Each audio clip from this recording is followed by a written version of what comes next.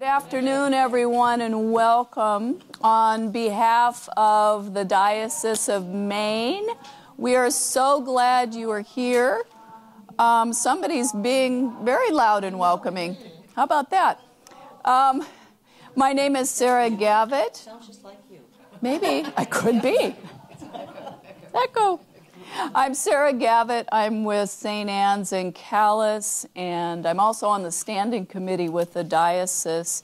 And we are so blessed to have this opportunity to meet the 5 candidates for the bishop. And so let me tell you how this is going to work this afternoon. Get settled in, because we're not moving. We're going to stay in this room. And each candidate is going to rotate through. They're going to come visit us. And we'll have about 30 minutes with each candidate.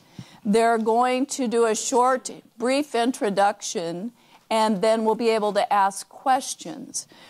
When you came in, I hope you were able to get an index card and able to write a question for me. I'm the facilitator of this afternoon for our group, and I will take your questions, and I'll be the one that's going to make sure that we don't have duplicate questions and make sure that we're asking the same question of each candidate or close.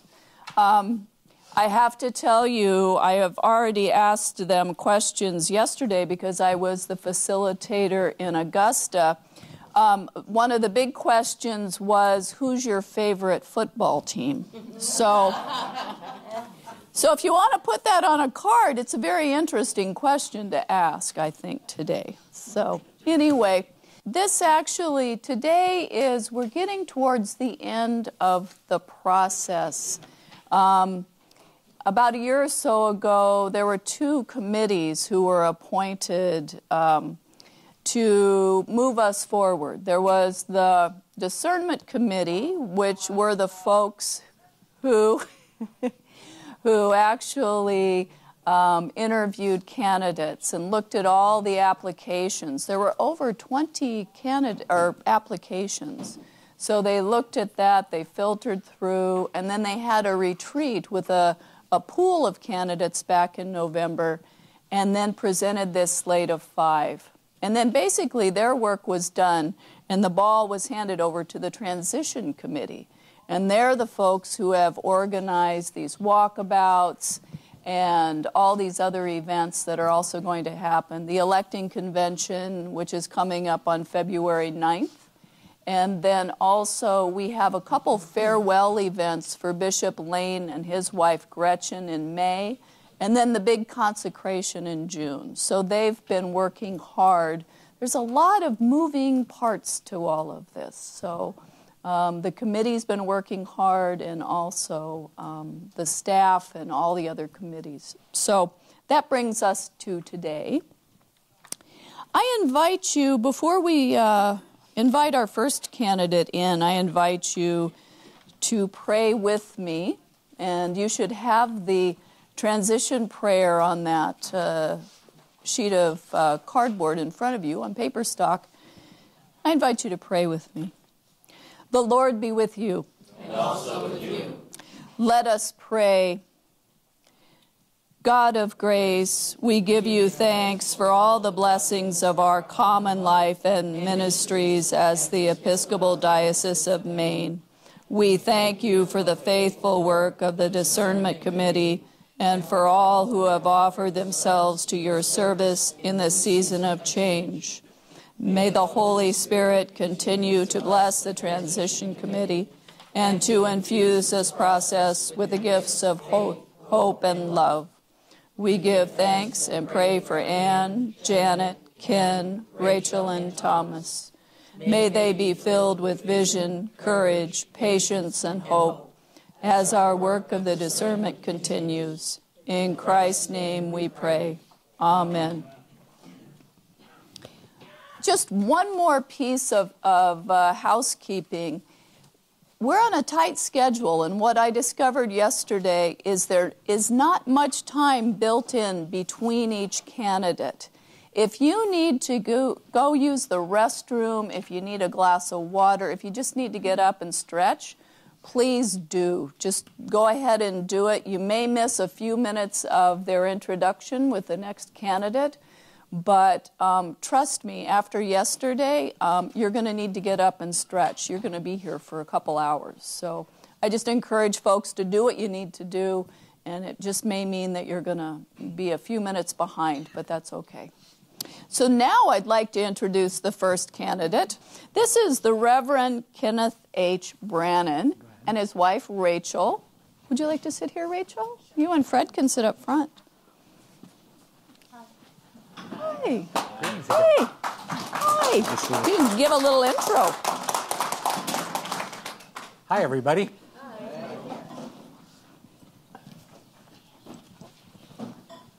You want to give us a little intro, and then I will launch into even more great questions, like we did yesterday. Greetings to you. My name is Ken. I am rector of St. Thomas Sun Valley in Idaho. Has anyone here been to Idaho? All right, a couple. Excellent. One of the things that actually, you know, when you think about Maine, before I get into that, let me first say this is Rachel. I know she was introduced, but just another hi to Rachel. Hi, Rachel. Rachel's a clinical social worker, and she works in our local hospital on the med-surg unit. She also has a private practice. So she is very aware of kind of the needs of the people in our town, very attentive to that. Rachel also went to seminary. She has a master's in theological studies, and so she's a great conversation partner around issues of spirituality. So I'm grateful for you. I have a daughter, Lucy, who's 21. She is at Wake Forest University finishing up her senior year and thinking about what's next for her. So it might be grad school, it might be working, but she's paying attention to us and even watching us online today. So, hi, Lucy. Isaac is our 17-year-old. He's a senior in high school, and he is holding down the fort while we're gone. He tells us that the storm you're getting, they just had. And so we're very familiar in Sun Valley, up about 6,000 feet. We get lots of snow and lots of cold. Folks here in Maine have been very sensitive about, are you okay with the cold? Are you okay with the snow? The answer is yes. But I also tell the people in Idaho, there's nothing like a wind off the Atlantic to feel different than what we get up in the mountains. So just a word about, you know, they asked us to talk about why do you want to be Bishop of Maine?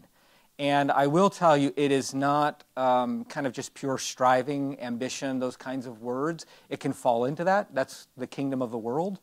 I want to rise to this level. I want to be this thing. But what I have found in my own personal discernment and what I found in Maine is that this is a holy process, and it's about people bringing forth their gifts and sharing them with you, and then you as the people of God discerning what gifts do we need in Maine. And then you get to decide. You get to choose who comes to you and who serves you in that way. And if you call well, what will happen is your bishop will help you ask that same question of yourself. What are you called to do or be? And that's a key question. That's a baptismal question. Who are you? How are you equipped by God for ministry? And what are you called to do or be? So whoever you call, my hope and my prayer is that they will evoke that from you, that beingness that you are intended to be, because I think that's mutual ministry. Whether you're a bishop or a deacon or a priest or a lay person, we're always asking ourselves that question and asking it of one another. So I think, as you know, in the church, discernment never happens in a vacuum, and it never happens alone. So for me, I have my family. These are ones that I talk with and bounce ideas off of. But also my bishop, Brian Thom, has been a mentor to me these past 12 years. And I've talked to him a lot about the episcopate, about that ministry. And I partner well with him in Idaho. It's a relatively small diocese. I've served as president of the standing committee, of chair of the Commission on Ministry. So I've had a chance to really see the diocese up close. And I've also chaired the deputation to General Convention twice and attended 3 times. So I've had a chance to be part of the legislative process of the church. And Brian is one who said to me, I see this in you. I see this capacity in you, and I hope and pray that there will be a fit for you in that order of ministry. So that I take that seriously. I have a group from seminary. I graduated about 15 years ago, and there's 7 of us, and we started as a study group for actually Hebrew and some of the very difficult classes, and we were encouraging one another. And then it morphed into really a support group and into a a group that has met every year in retreat in Montana, and then every month by conference call. And so the 7 of us have seen each other through high times, low times, and really helped one another discern ministry. And the story I want to tell you is about 3 years ago. We were in Montana, and we have a practice where each one of us shares for a couple of hours with questions, and then it comes time for the group to lay hands on the person who's just spoken and pray for healing and strength and empowerment for their ministry. And as part of that process and in my sharing, the group that year spoke unequivocally to me that they felt that I had a call to Episcopal ministry and that I should look at that and pursue that. And then they laid hands on me. And all I can tell you is I can still feel that sense of their hands on me, blessing me in that way. So that's kind of the question about why bishop. But then the other part of the question is why Maine? And you may be wondering that. Idaho, and grew up in Louisiana, and was a drama therapist once upon a time, and that's a whole other conversation. If you want to know about drama therapy, it's basically just using theater for healing purposes, but that tells you a little something about me and my appreciation for play and group work. But why Maine? And there is often in call something small that happens early, that grabs your attention, that doesn't fully flower until later. And for me, so I've been having these conversations with my bishop, with this small group, and I have a seasonal member of my parish in Sun Valley who's a Mainer. And she comes out to Sun Valley probably a couple months a year. And she found me. She pulled me aside into the fireside room, which is our little meeting room study. She said, Bishop Lane has just announced his retirement, and I think you would be great for the Diocese of Maine, and I'd like you to consider it. And honestly, at the time, I didn't know what to make of it. I just kind of tucked it back here, but it was a seed that landed. And then, I was thinking of Maine more, and because she had planted that seed, and I thought of the land, the place of Maine. And one of the things that's so important for me is the beauty of the land. So that got my attention. My grandparents are from Connecticut and Rhode Island, not Maine, quite a difference.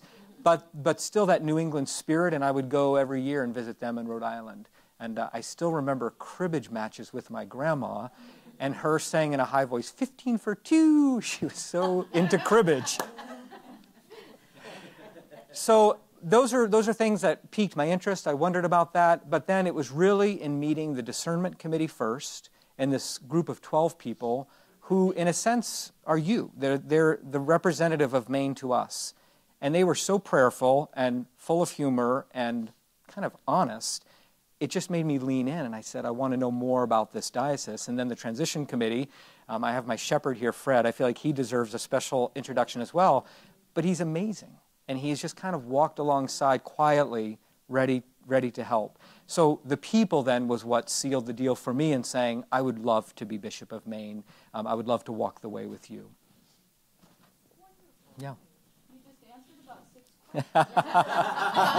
You've just narrowed it down for us. This is great. So there's actually 2 questions that I'm going to tie together. This is the first part. How will you approach the unique needs and situations of the indigenous nation, our native people here, the tribes in our diocese? And then how do you differentiate these needs from other cultures? Thank you. Mm-hmm.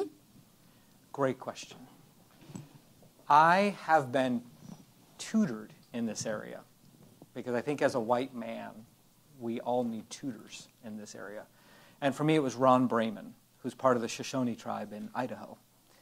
And there's a church on the reservation there where he lives, and he has taught me and others in Idaho about the doctrine of Christian discovery and about the violence behind that.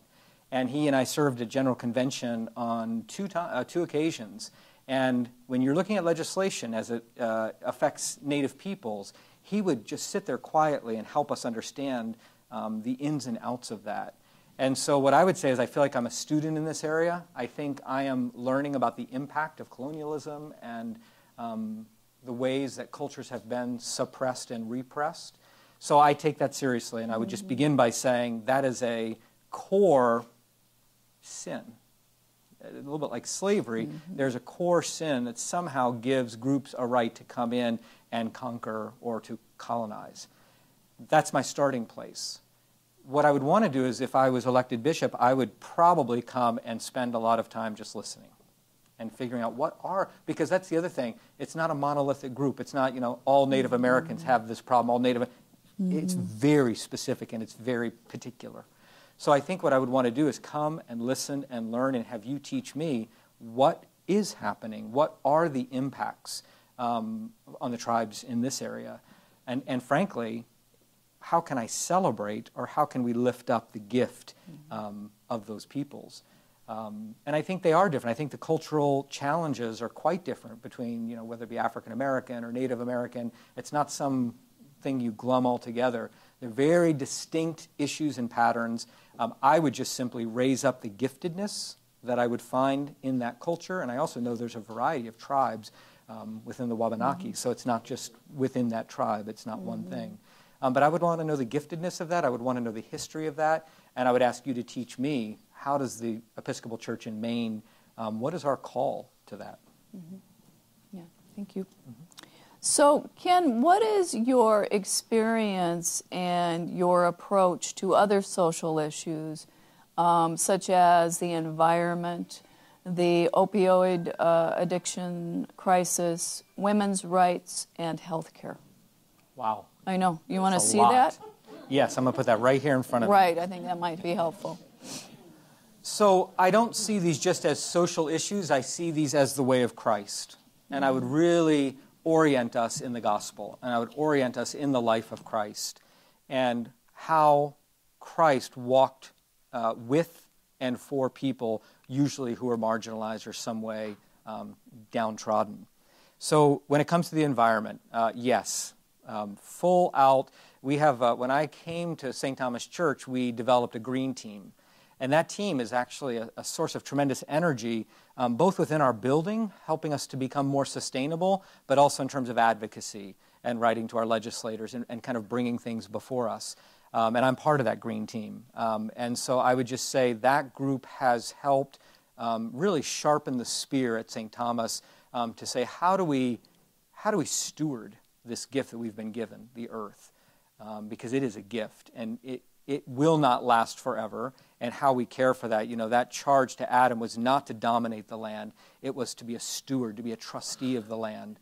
And I think that's part and parcel of every Episcopalian's call, every human being's call, but I get that in Maine, you understand what I'm talking about and the importance of that, because the land is such a big part of why you're here.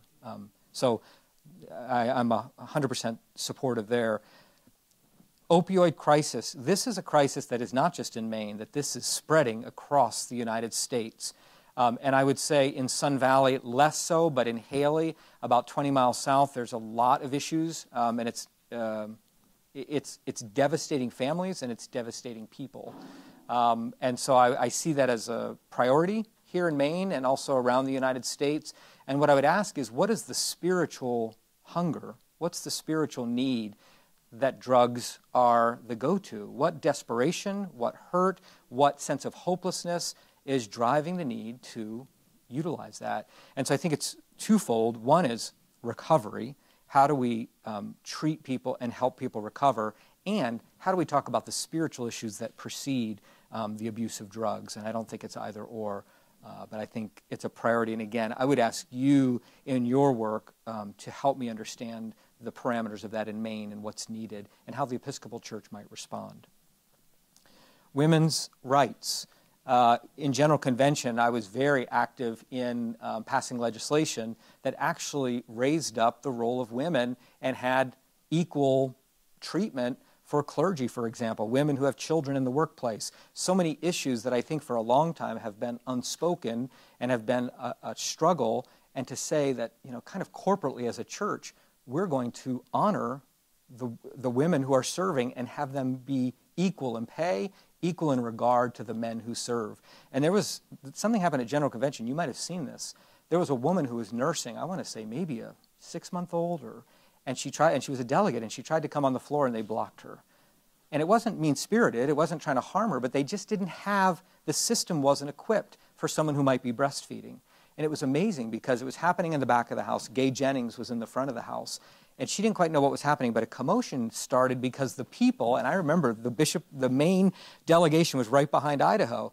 People were coming and basically surrounding her and putting their arms around her to say, we're not doing business until her needs are cared for. And Gay Jennings, to her credit, made sure that she was accommodated. And that was a turning moment in the house to say, we have got to take seriously the needs of women and the gifts of women. So I think that's a beautiful thing that's happening. And healthcare, this is a great sadness to me in our country right now. The needs are great. And we have the ability and the capacity to care for people, and we're choosing not to. And I just think it is, it's immoral. And the question, and I'm not saying it's simple. I have a very good friend who's written books on this, and he understands the complications of it, and he tries to help me see things in a new way. Because even those of us who are advocates sometimes get stuck in mentalities that actually aren't effective. So are we constantly learning and trying to understand the healthcare system in the United States and what we might be able to do with it? But what I can tell you is we have the capacity to care for people effectively, and we need to do it. The next question is, tell us your thoughts about the ministry of deacons, and would you support permanent deacons in congregations that request them? Yes, yes. Diaconal ministry is ancient practice. If you look at the Bible, the diaconate is one of the orders of ministry, and it has a particular purpose and intention and call.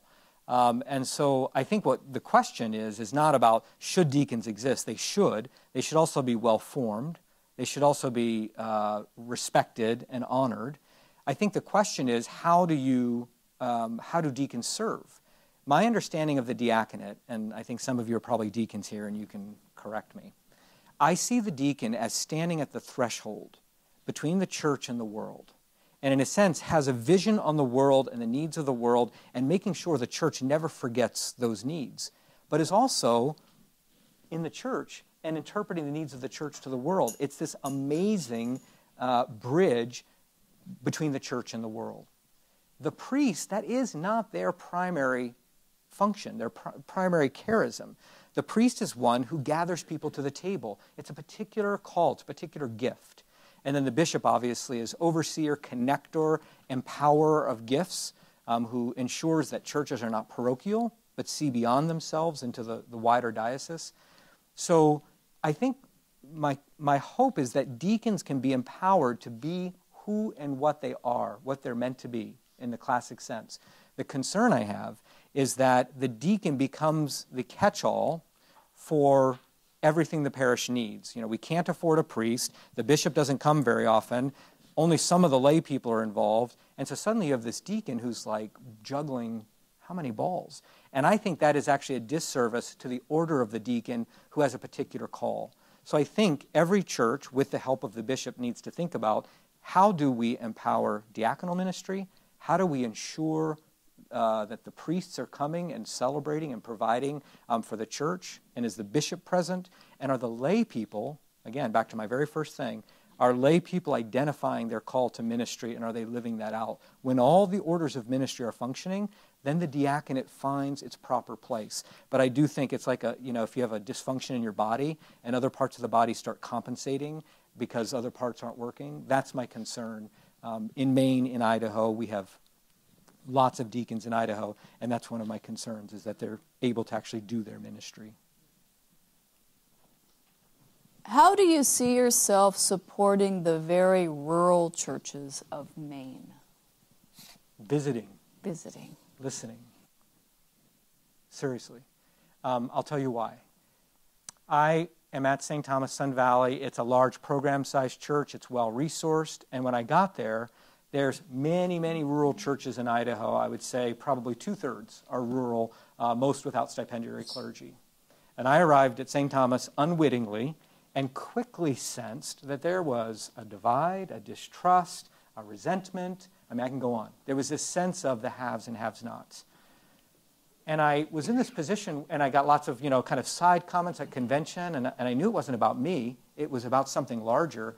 And so I said to myself, my hope in my time at St. Thomas is I want to be able to go around the diocese and I want to be able to get to know different churches and different clergy and different lay leaders. That just presence.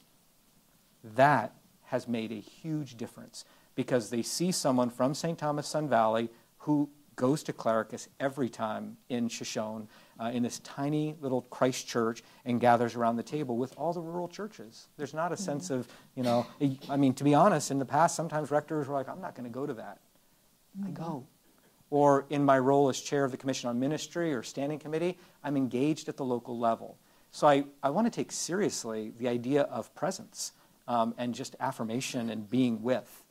And then also, there's lots of, we talk about adaptive change and technical fixes. So some of these issues are big and complex, and they're not going to be solved with a single action.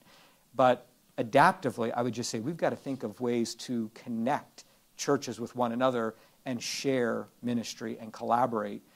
I think that's going to be the future of our church. I think it's already happening. We visited a Lutheran Friends collaboration. We visited... just trying to think of the different places we've been where there's really creative, unique collaborations happening. And I would say that's good news. And that's the church being the church. Well, a follow-up to that is the question about doing clusters or yoking. It says the Catholic Church has combined into larger parishes, sharing priests and services amongst the area churches. And we actually do that as well in the county. There's the heuristic cluster. Do you think this would work for the Episcopal Church of Maine as we face dwindling attendance and financial resources? So again, this is one of those ones where I would love to sit with you and hear more about what, I've read the profile. I know the story, but I'd like to hear more specifically your answer to that. Do you find that would be effective in the times when you've tried it? So that's kind of where I'd begin, is listening. I do think that shared ministry can be a gift. I think sometimes we do get parochial, and we get very, our building, our land, our people. And I do think sometimes to have shared ministry break some of those walls down, some of those boundaries. And if folks are willing and courageous to be impacted by one another, I think that can be life-giving. So I think there can be a gift in the midst of what feels like lack. But I'll tell you another thing that we've done in Idaho and in Eastern Oregon that may or may not be something that Maine would be interested in. We, too, have a situation where folks cannot easily go to seminary for 3 years, leave their job, that is a call for some, and I hope we'll never lose sight of our seminaries and what they need. But in Idaho, the question became, how can we form locally priests and deacons for their context, raise them up out of that context? And as the chair of the Commission on Ministry, we started the High Desert School of Ministry with the Diocese of Eastern Oregon and collaborated. We've just started our first year, 4 students, and the idea is there are people coming out of these congregations who are well suited to lead their congregations, and it's based on Seminary of the Southwest and the Iona program, and so there's a really high-quality curriculum, and we have a dean who's actually the Canon for Idaho, is the dean of the school. And so I think some creative ideas about local formation. What would that look like to be able to raise up folks for their local context? But again, I'd want to hear more what has worked. What are we scared of? And if I can just say one more thing about this. Right. I think one of the key things in the church is there's things to be scared of, and they're real. And I think sometimes the sense of dwindling resources or diminishing attendance, it's scary. But I think if we can take a deep breath and go into that even more fully, God will provide. There is a sense of abundance in God. That's something core theologically. And so the question is, how do we live out of that abundance versus in the place of lack and anxiety? But I'm pastorally aware of how challenging that can be. Jason, how are we doing for time? We've got about 5 minutes, so we can do a couple more questions. Okay. So how do you see yourself supporting youth ministry? Heavily. Heavily. You need to know that before I was ever ordained, my wife and I were the co-coordinators of the Sunday School and the youth program at Church of the Holy Trinity in Manhattan. And we took a pretty traditional youth program, and because we both had a theater and music background, we changed that program, and it became the go-to place to be able to do theater. We actually, with the rector, wrote some original pieces around the gospel stories. And it was amazing just to watch the young people come alive and act in these dramas that we had created. So that's something that kind of preceded ordination. Then I was ordained, and I was associate rector for children, youth, and families at St. Barnabas in Irvington, New York. Loved that work. And out of that came a real good awareness of Christian education curriculums, godly play, living the good news, brick by brick. I don't know if you know, there's a Lego Sunday school curriculum. I mean, there's a lot out there. Yeah, you might enjoy that in church. I mean, I know, right? Building Legos for the story you're hearing from the gospel. So I come with kind of an awareness of children and youth ministry, which I don't think every bishop has. And I think that's important to note.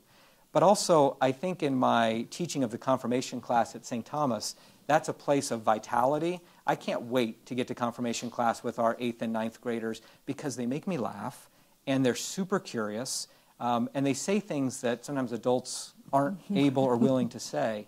And I find that a really vital place. And I actually had several teenagers from the church kind of send me a note and wish me luck for this adventure because they appreciate my ministry and I appreciate them. And again, I think it's just mutual. I think young people get when you're taking them seriously and when you respect them and when you love them, and they give it back in spades. So I think it's important for our diocese. Yeah.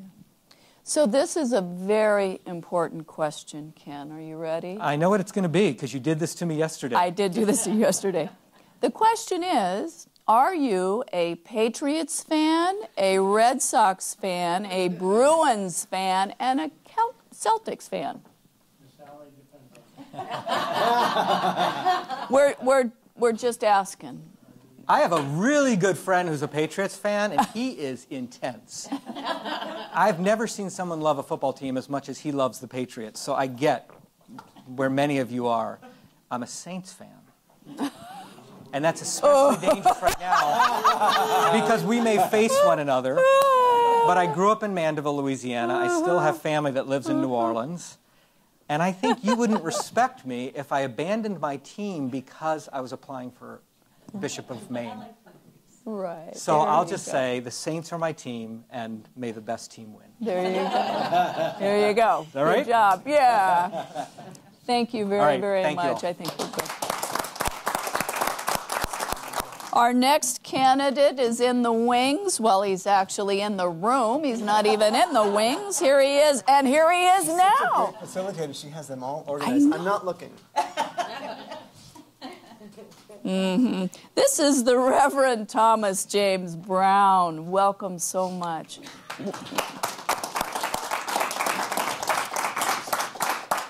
So, Thomas, a brief introduction. And then we'll launch into this. Thank you, Sarah. Yeah.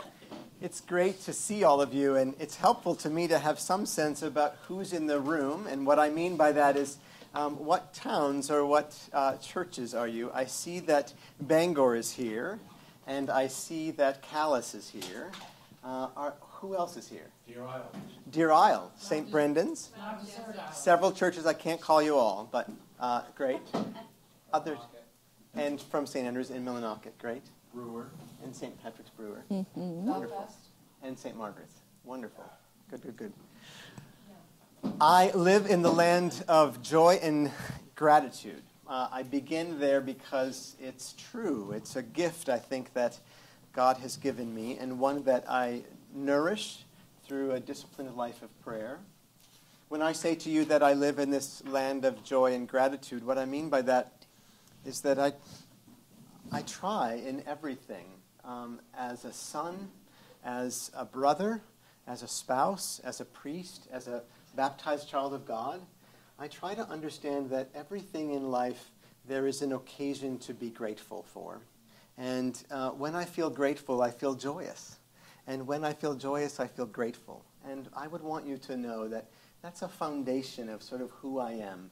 And if we come to know each other, if you experience in me not being grateful and not being joyous, it would be a cause and a moment for you to say, is something wrong?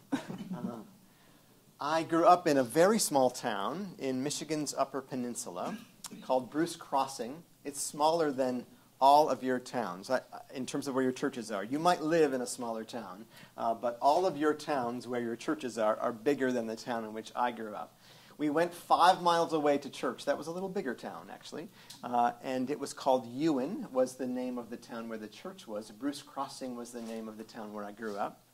My parents and grandparents ran a funeral home, and we were mostly Cornish and Irish, so we went to the Methodist church. It had 4 rows of pews, and a wonderful Hammond organ, a piano. The organist's name was Lily Lee, by the way. It was a church that nourished me in the faith, that invited me to leadership, that recognized in me a desire to be of use. It was a place where I had adult friends, and it was a place where I was baptized and where the love of Jesus was poured into my heart in all kinds of ways. I found the Episcopal Church in college in Kalamazoo.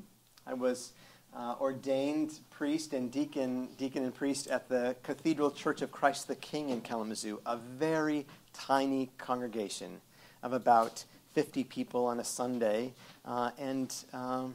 You hear the word cathedral and you think it's big. It wasn't big. And that cathedral is no more. It's been closed and sold to a big evangelical church who uses it for weddings a few times a year. So I know something about what it's like to feel the pain of closing a church and saying goodbye. The remnant of that congregation remains in a different building on the other side of town. I am a trustee of the church's pension fund, and for those of you who know it, it is a big company that does a lot of things besides providing pensions to clergy and lay employees of the church. And Melanie can tell you more about it because she actually works there. I've been a trustee for 9 years, and I was just elected to be its chair last year. I think I was elected to be its chair for 2 reasons. First of all, it was not something I wanted to do, and Anne will vouch for me about that. I was an unlikely person. But I think the other trustees wanted me to do it for 2 things.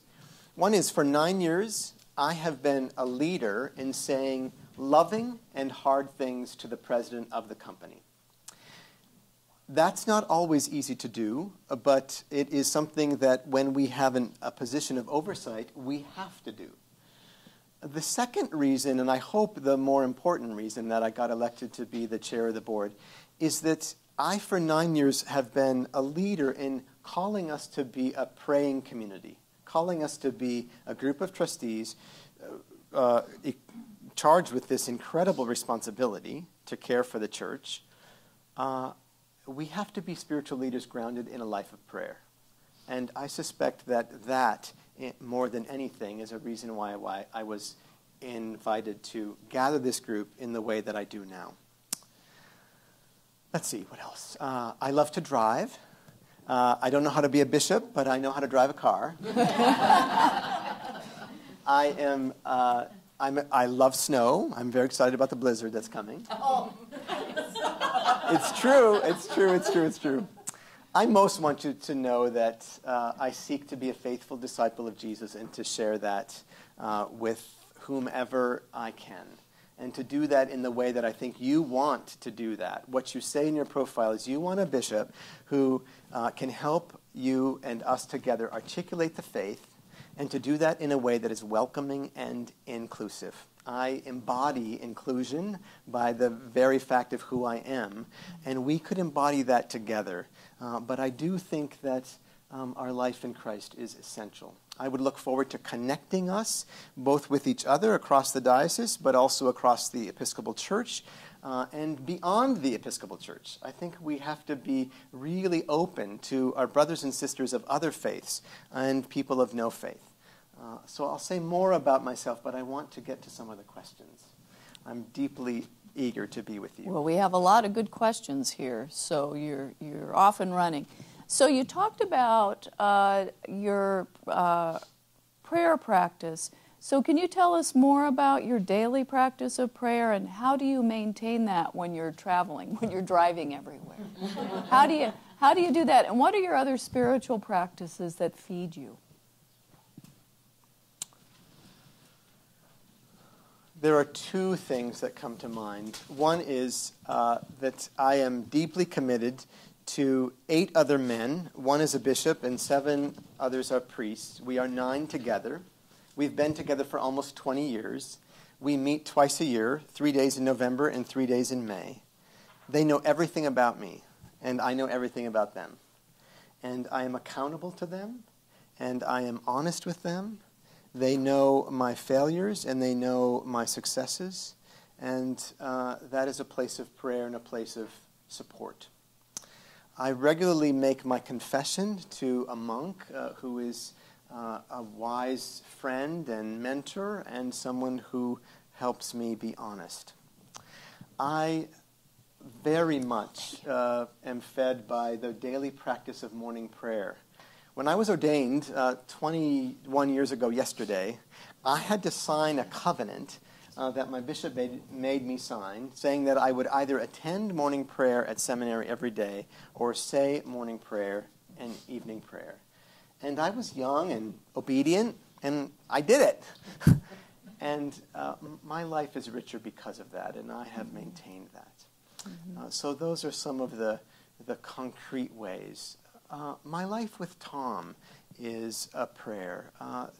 The gift of spending my life with someone who keeps me honest and who reminds me of the moments in which I need to say I'm sorry and the moments in which I need to say thank you. And that's the other spiritual practice that I would say to you, which is that as a leader, as a son, as a brother, as a person, I think saying I'm sorry and saying thank you mean everything.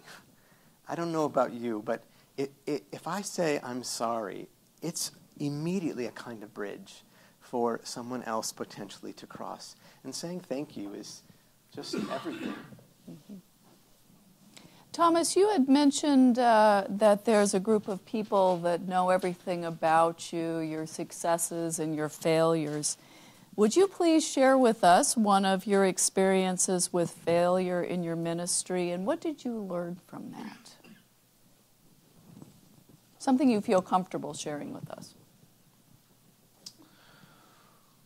When I first was called to Brattleboro, Vermont, a small town that is similar to some of your towns, St. Michael Church there, I was very young, and I was 28 years old. I had no business being the rector of that great parish, but they called me.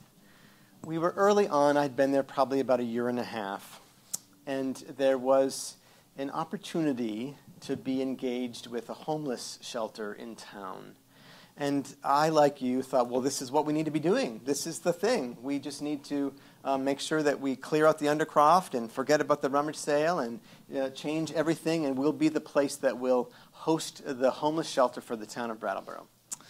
And so it came time for the annual meeting, and I thought, well, this would be a great thing to say in my annual meeting address. I'll just lay out this whole vision for how we're going to change the world. Well, that didn't really work very well. It was a disaster. And we ended up not being the place that provided shelter for the homeless. We ended up helping out the Baptists down in the church. I think it could have gone so much differently if I had stopped to check in with a lot of people. It probably wouldn't have been a lot. It probably may have been 2 or 3 weeks of some significant conversation. They were wonderful. They are wonderful people. I bet it could have worked. But because of my sort of immature and over-eager sense of wanting to be in charge and being the one who was going to have this great thing, I just did it myself. I've learned not to do that. The 11th century Benedictine, Bernard of Clairvaux, says, he was asked once, what are the 4 great virtues? He said, humility, humility, humility, and humility. Right. And what I want you to know is that I think that's really true. Humility isn't about beating ourselves up. It's about being self-aware and knowing what our weaknesses are and knowing what our strengths are. If you elect me to be your bishop, you will find in me all kinds of failures. And you'll point those out. And I'll be able to say thank you. And I'll be able to say I'm sorry. Oh, good. I'm going to follow up. You touched on homelessness. We're wondering about your approach and your experience with some other social issues, the environment, the opioid crisis, women's rights, and health care. Great. You want to touch on those a little bit? Yes, I spoke about this in the previous room, all of these except healthcare and women's rights. So let me pick it up a little bit and put it in the context of what I would consider to be my ordination vows if you elect me. On the 22nd of June, your next bishop is going to be asked by the presiding bishop in the examination in the service a question about whether your next bishop will be a defender for those who have no helper. And what I understand is that if God is calling me to be a bishop for the church in Maine, is that you will call me, and we will then together have occasions in which we will have a message of hope and a message of the future about public policy. That the bishop has to have a place in the public square. And when it comes to the opioid crisis in particular, I would want us maybe not so much to be making public statements, but to be doing particular things. What would it be like for the people in your communities to know that your church has Narcan available? What if your neighbors knew that that church with the red doors, that's a place that's a judgment-free zone for people with addiction? What if we were very clear that we were going to help the state of Maine? I'm touched by your new governor. I don't know what your political party affiliation is, but what I heard in her address was a sermon. I heard her call you as a state to be a community who's going to make creation care and the environment a major priority. So how can we work together with government? That's part of what a bishop does, is to connect you, and I would welcome a chance to do all of those things. So what is your vision for the Diocese of Maine as we move forward? Talking about rural churches and youth ministry and the mission and the order of the diaconate and support for clergy. What's your vision?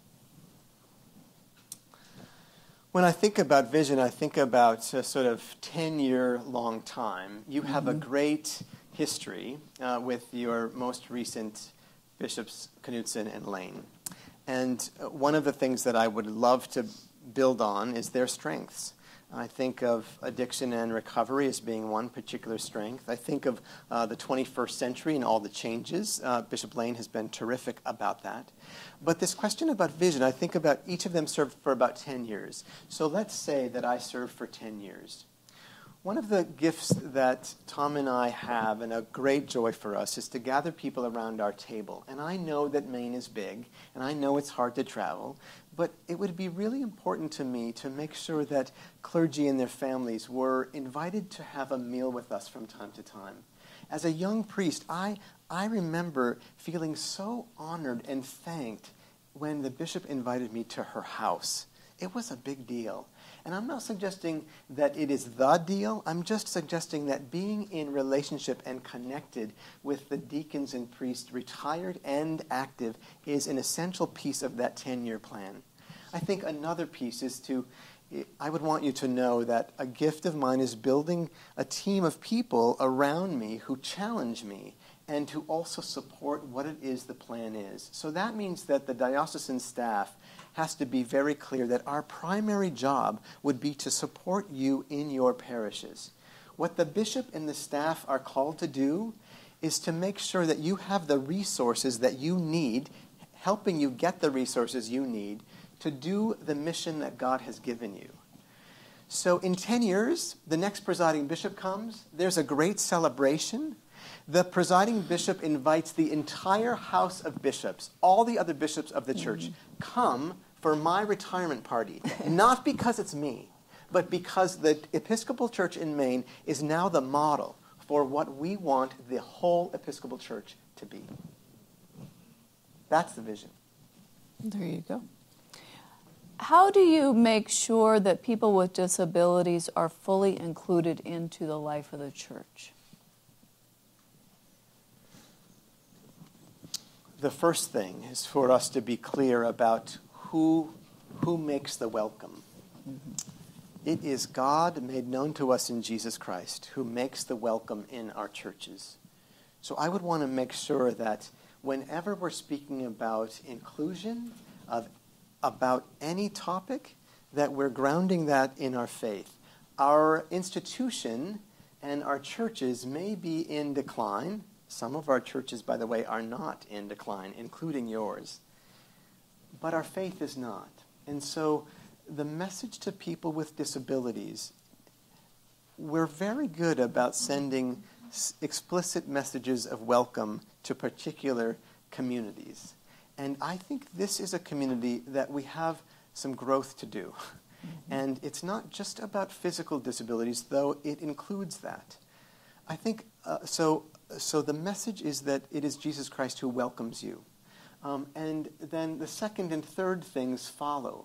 How is the diocesan staff, how is the bishop helping you in your local church get the resources that might be available beyond the church to make sure that your church is indeed physically accessible?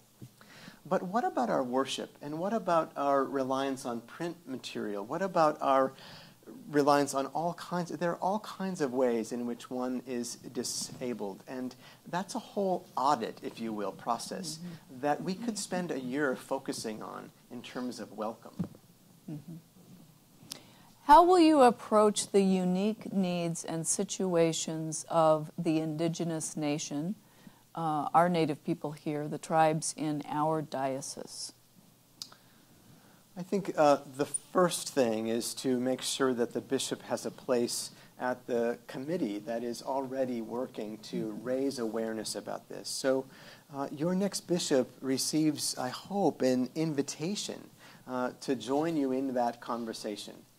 The doctrine of Christian discovery is something for which we could already, just now, it doesn't require a lot of talking about. We could say, I'm sorry, right now. And it would do a great deal to create a bridge for Native American people living in your town. So I think the first step is to invite the bishop into that conversation and to bless the work that is already underway so that our reconciliation and our friendship with people of Native American descent living here feel like they have a friend in us. What ideas do you have for reaching the unchurched or the nuns, N-O-N-E-S, who may not have any experience with a religious tradition, and especially ours? I want to say something about youth ministry and ministry with children and families, because I think that it's a place where I've grown some, and I've grown some in the last 4 years in particular because I have a colleague who works on the staff of the church that I serve, and she has really taught me and pushed me and coached me about making this a priority. When you say grown, you mean G-R-O-A-N or G-R-O-W-N? G-R-O-W-N. We have grown. Thank you for that clarification. And one of the things that she has taught me the most is that I used to do this thing when a family they came to church, and I would say, "Oh my gosh, it's so good to see you." And she would take me behind the woodshed and she'd say, "Stop doing that." Right? Stop doing that. They were here 3 weeks ago. I said, "I know, that's why I said that." She said, "Look, they're not going to be here every week. And when you greet them like that, they know that they haven't been here in 3 weeks. You don't need to do that." But the fact of the matter is that some of us do that. I was doing that out of my sense of, we really wanted to make them. So I think part of this question about people who don't share our faith or who are nuns is we don't need to treat that like it's some novelty. We can be gentle in our interest, gentle in our approach, and very expansive in our interest. Tell me your story. Who are you? part of the way in which we make that connection is to not begin by talking about how much Jesus has saved our life. I'm talking about that with you today, but in the context of my conversation at the local hardware store, all I really need to do is to say, tell me who you are. Where are you from? And from that sense of getting to know each other's story, we become known, and then we can share something about who we are. It may not ever result in someone joining our church, but it will probably result in being known in the town. Oh, she goes to that Episcopal church, and we know that they have a particular way of embracing the entire community. How do you feel about the ministry of deacons, and would you support permanent deacons in congregations who request them? I feel good about deacons. I feel great about deacons. I feel great about deacons serving churches in the way that they are. You have a great tradition in this way. They're full and equal order. I would want to make sure deacons throughout the diocese have membership in the Association for Episcopal Deacons, a network of deacons across the church. So I would do everything to support that. I'm very interested. We were talking about this at lunch, the 5 nominees. When we were in Augusta yesterday, and now today, this is my second room, this question is very lively. Mm-hmm. It's been asked in every room now. Yep. So I've been in 5, this is my 7th room, and it's been asked in all 7 rooms. So I wonder what's sort of behind that. All of us are supportive of the diaconate. We all are blessed by the ministry of deacons. Yes, and yes, and yes, and at some point, if you elect me, I would want to know more. Jason, how are we doing for time? 5 minutes? All right, let's see what else I have here. Oh my gosh, you have so many great questions. What books are you reading now, and why are you reading them? I say them, they said it. Yes. What books are you reading right now? I'm reading The Art of Stillness, and I am reading a prayer book that I carry with me a lot by Theodore Parker Ferris. Theodore Parker Ferris was the longtime rector of Trinity Church in the city of Boston, a place that thinks more highly of itself than it ought.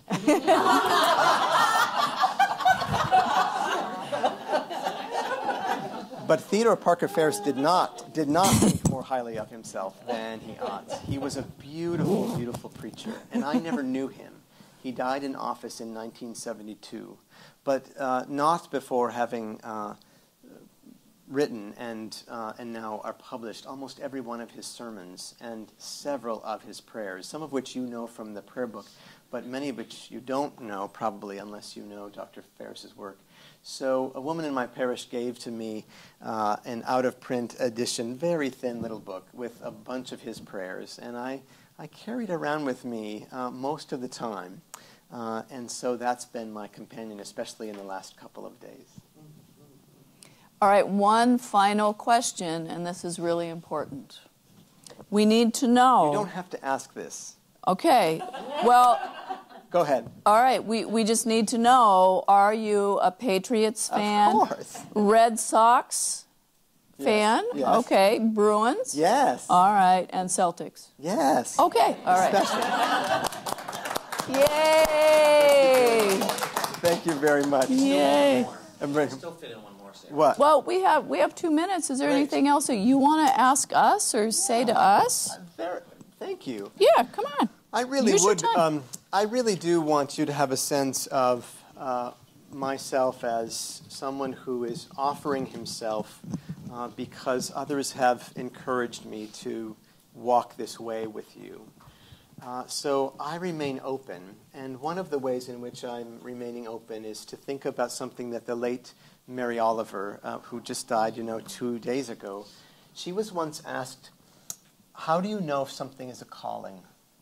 And she said, when you can't help but to go there. Mm-hmm. I feel similarly about you, and I hope that my experience in rural life and in small churches and in a big church with a large staff and a big budget can be of use to you. I hope that you'll keep me in your prayers, and Tom, as well as Anne and Janet and Rachel and Ken. Thank you so much. Hello. Hi. Very nice to be with you. Thank you. I'm coming in. I'm in here. Okay, hello. Hello. So, Rachel, why don't you start off with a brief introduction, and then we'll launch into these questions. All right. Okay? So, first I want to start by introducing my husband who just sat down. Nigel, what would you like to say?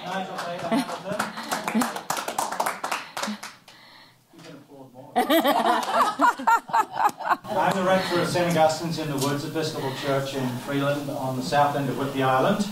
Our house is almost equidistant between our two congregations. I don't have to deal with the ferry, so I'm the lucky one. I've been there for 18 years. I'm just getting ready to retire on May 1st, so I'm available to support a bishop if you want. May 1st is also our 26th wedding anniversary. So. Thank you. Yes. Yeah. Anyway, thank you very much. I wanted you to just kind of see him and who he was. A little bit about my background, and I'll try to be brief. If I'm going too long, you let me know. Okay, I will. But I want you to know that academically, I'm a cultural anthropologist and a folklorist. My specific area of study is around symbol systems and symbolic communication, which means that was a pretty natural arc into using and utilizing all of that in my ministry. So part of what I do is consult as a consultant with other parishes and congregations towards any kinds of issues that they have, identifying new ministries, identifying new leadership models that they might need within the changing times, and hoping to train people towards leadership, lay, diaconal, and clergy. When I am consulting with clergy, my idea is I'm walking beside them as a peer. And when I'm working with congregations, it's the same. It's what is it that you're going through. Part of my background is that I'm also endorsed by the office of the Suffragan Bishop for Federal Ministries, because I have a specialization in chaplaincy. So I've been a hospital chaplain, a hospice chaplain, and working with healthcare systems to create professional pastoral care departments. So that's what I was doing in Maine between 2008 and 2011. I was working with Maine General Hospital in creating a professional pastoral care department at a time when that organization was really coming together from a whole lot of different subcultures. To me, when I'm looking at an organization or parish or even the Episcopal Church as a whole, I see it as both the organization and the need to be able to administer within that, and the emotional system and the need to be pastorally caring and spiritual within that. So when I looked at your statement and your whole, this is who we are, I would see one thing and a little light would go off over here. I'd see another point, a little light would go off over here. And by the end of it, I was a Christmas tree. And it was when, about 10 years ago when I was last in Maine, when my bishop out in Washington asked me if I would please consider discerning for the episcopate. But I'm a very careful and methodical person, and I said, let me look at this organization, which I knew very well, but I wanted to look at it as an organization. Mm-hmm. And so I've taken 10 years to really just know that. As a bishop, how would this person focus in that? And as your bishop, what would I want to be doing with you? Because the thing that I saw altogether was you guys are right at the cutting edge of the people being affected in the church by the need for change and transition. You are right there because of economics and other indicators that you have to be adapting. And Bishop Lane has already been using that language with you, adaptive change. When I saw that, I was like, okay, this is the place. Because I think you all, the Diocese of Maine, is going to be the Swiss Army knife of the church. You're going to be able to say, we can do this and this and this, and we're all authentically church. So that is something that really excites me, and I would like to be a part of, because I think it needs a careful and knowledgeable kind of shepherding, and it's all stuff I really enjoy doing. So, and being with you would be an honor. Mm-hmm. I know that you talked yesterday about your own spiritual journey, about being unchurched. Yeah.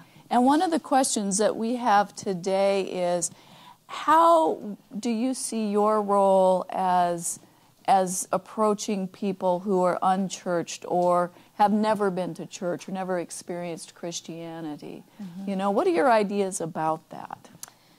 I think what we hear consistently at my parish and in some of the consulting work I've done, what we hear consistently is what people are attracted to is authenticity. And that goes for younger people, it goes for older people. Is this place walking its walk?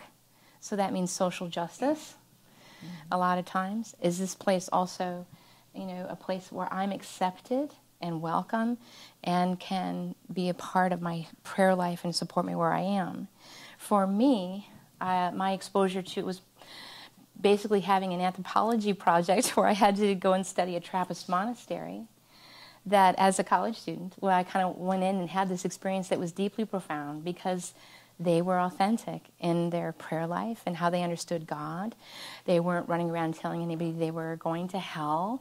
They weren't, I was already welcome, even though my anthropology professor said, "How are you going to study them?" And I said, "What do you mean? I'm supposed to study them." "But you aren't what they are." I said, "Well, no, I'm not a monk." He goes, "No, you're not a man." So I'm like, gonna walk into this and just be who I am. But they were so gracious and welcoming, and there are public areas where you can be as a person. They were much more concerned that you're not a monk than they are what gender you were. So all of that was an important witness for me because they were authentic community together, and that to me is it. Because how our relationship with God is worked out is in our relationships with one another. And so that to me applies to every congregation and the church overall. At the end of the day, we have to be committed to that relationship, no matter where we are in the spectrum of our belief within that wonderful bracket of the Episcopal Church. We have to be committed to the relationship. It's okay with me that we have conservatives. It's okay with me that we have people who are ready to take us to the next place. We have to be mindful of how that impacts us emotionally, in the emotional system, and how it impacts the organization. So speaking of social justice issues, you just touched on that. So what is your approach, your experience with these different social issues? The environment, the opioid crisis, women's rights, and health care. You can look at that if you want. Thank you very much, because I'm not going to remember the first two. Okay, right. Environment. So let me back up a little bit and just also say that in the midst of everything I've just described to you about my background, my work in the Episcopal Church with ethnic ministries has been a lot with indigenous populations. In part, that's because that's part of my heritage. And having the indigenous network, the Episcopal Indigenous Network in my diocese, but also being able to work closely with ethnic ministries overall out of the presiding bishop's office. So one of the things that happens there is in working with indigenous people in the Episcopal Church, indigenous people are disproportionately impacted by environmental change. And they're disproportionately impacted by big corporations who want to extract mineral and oil rights and water. So in fact, the big deal with Standing Rock, when Reverend John Floberg called clergy to come to Standing Rock, it was because we needed to put a face and a presence of leadership into that space, and the Native people welcomed that action. So working on behalf of the environment at this point does involve a lot of social justice issues. It involves a lot of talking to corporations and having dialogue about what is our goal for this world. We know that climate change is real. We know that will continue to impact populations as well as Maine. We know that climate change is making lobster go north. We know that the economy will continue to be impacted by those migrations. We know that whether it's going to get warmer here, how will that impact different things, on and on. So the church being educated around that and being a part of any kind of outreach or justice initiatives around that is very important, not just to this area, but to our presiding Bishop Curry, who's made it a part of what he sees as the nexus of the work that we need to be doing together. Includes care of creation. And then the opioid epidemic. In my town of Everett, which is the seat for Snohomish County, or Snohomish County, they are the place where people come to get needles or drug treatment. We have a lot of folks who kind of meet that really tough criteria in the indicators, who are predominantly younger men, who are addicted, who are homeless because they've been kicked out of home because of what they've been doing, and they have mental health issues. So that together is a really tough kernel to crack. And the reality is that the way our legislation is going with the budgets for all four of those things means that more and more of the church is going to be sitting there saying, what can we do? Because no one's doing it. So we have worked closely with our local police and other kind of outreach efforts to be able to say what role can we have. And what role we've had is helping to be a better referral resource to people, for example, and then also being a warming shelter. Women's rights. Of course I'm going to support women's rights. We have to get beyond the social prejudices that we've inherited in history. We have to. And the church is a part of that. Did you read the Living Church article that said, so many women are becoming bishops? Oh, clutch my pearls.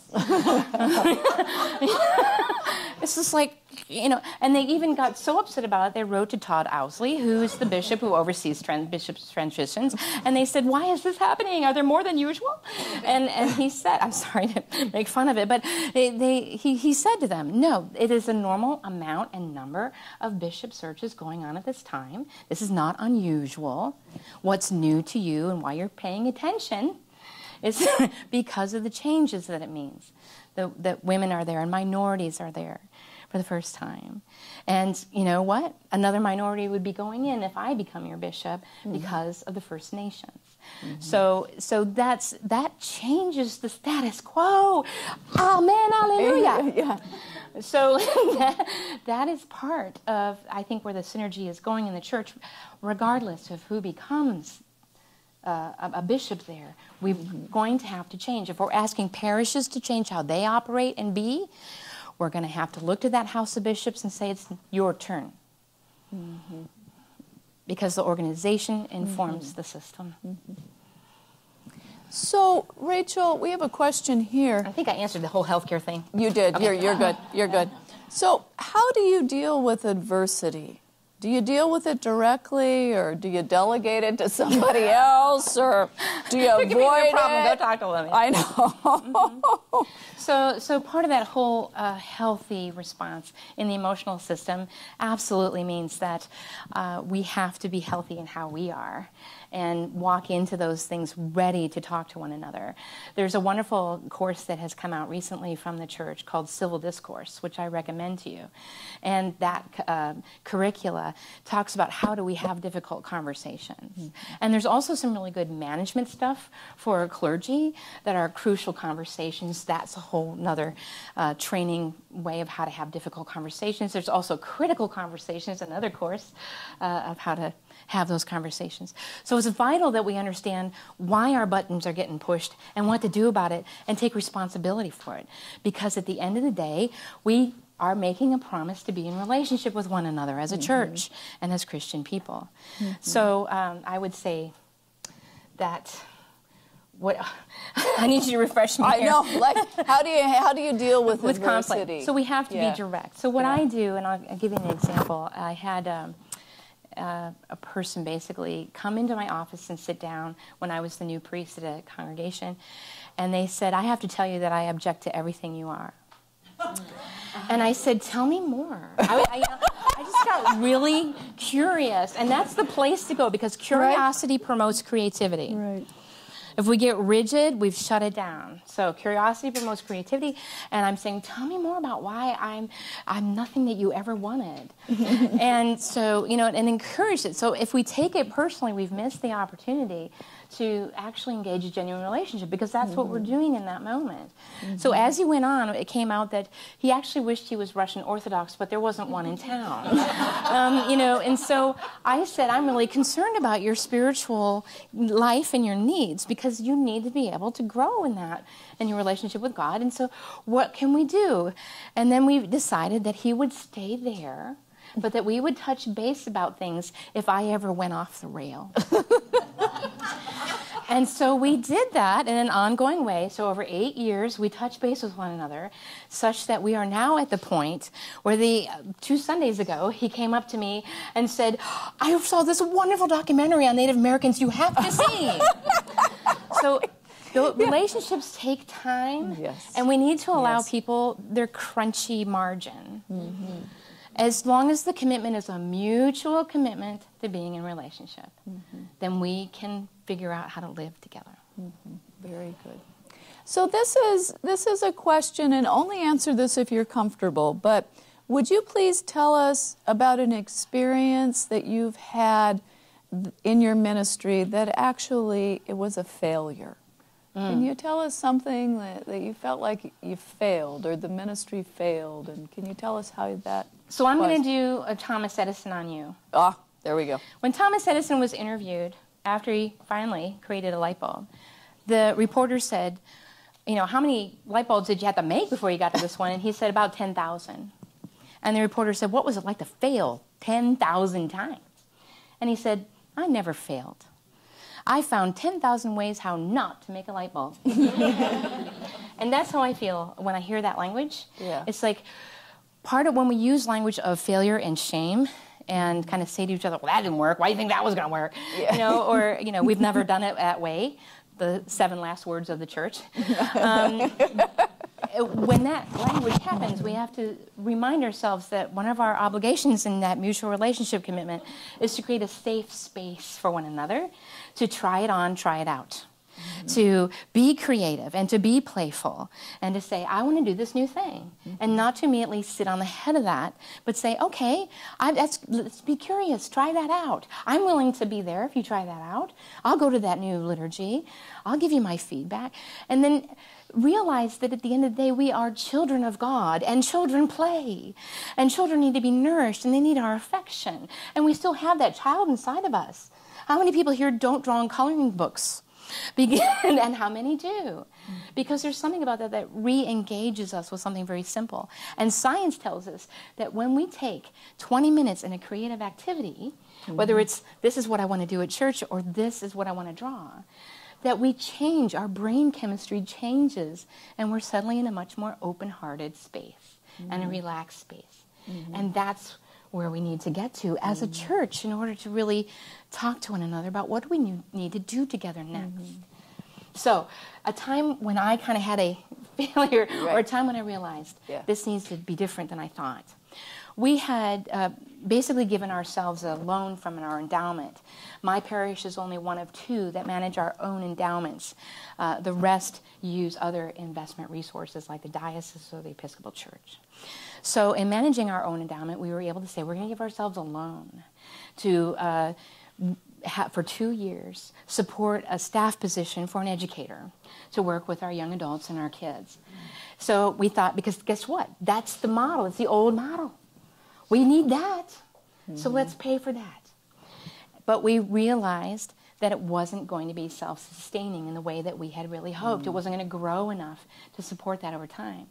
So 18 months in, when we still had some left over, we used it to hire a consultant who came in as a specialty consultant to work with our parents and other people who were interested in the parish and education and this issue.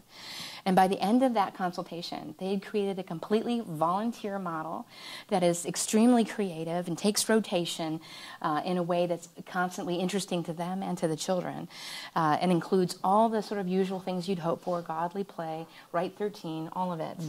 And now it is sustainable.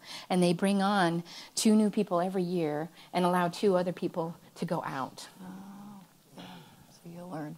So I learned, and it's better than it would have been. It's better. So tell us about your own personal spiritual practices. How do you take care of yourself? So spiritually, my practices are to make sure that I'm centering myself in prayer in the morning, in the start of the day, in some fashion. It doesn't always look like cracking up the prayer book.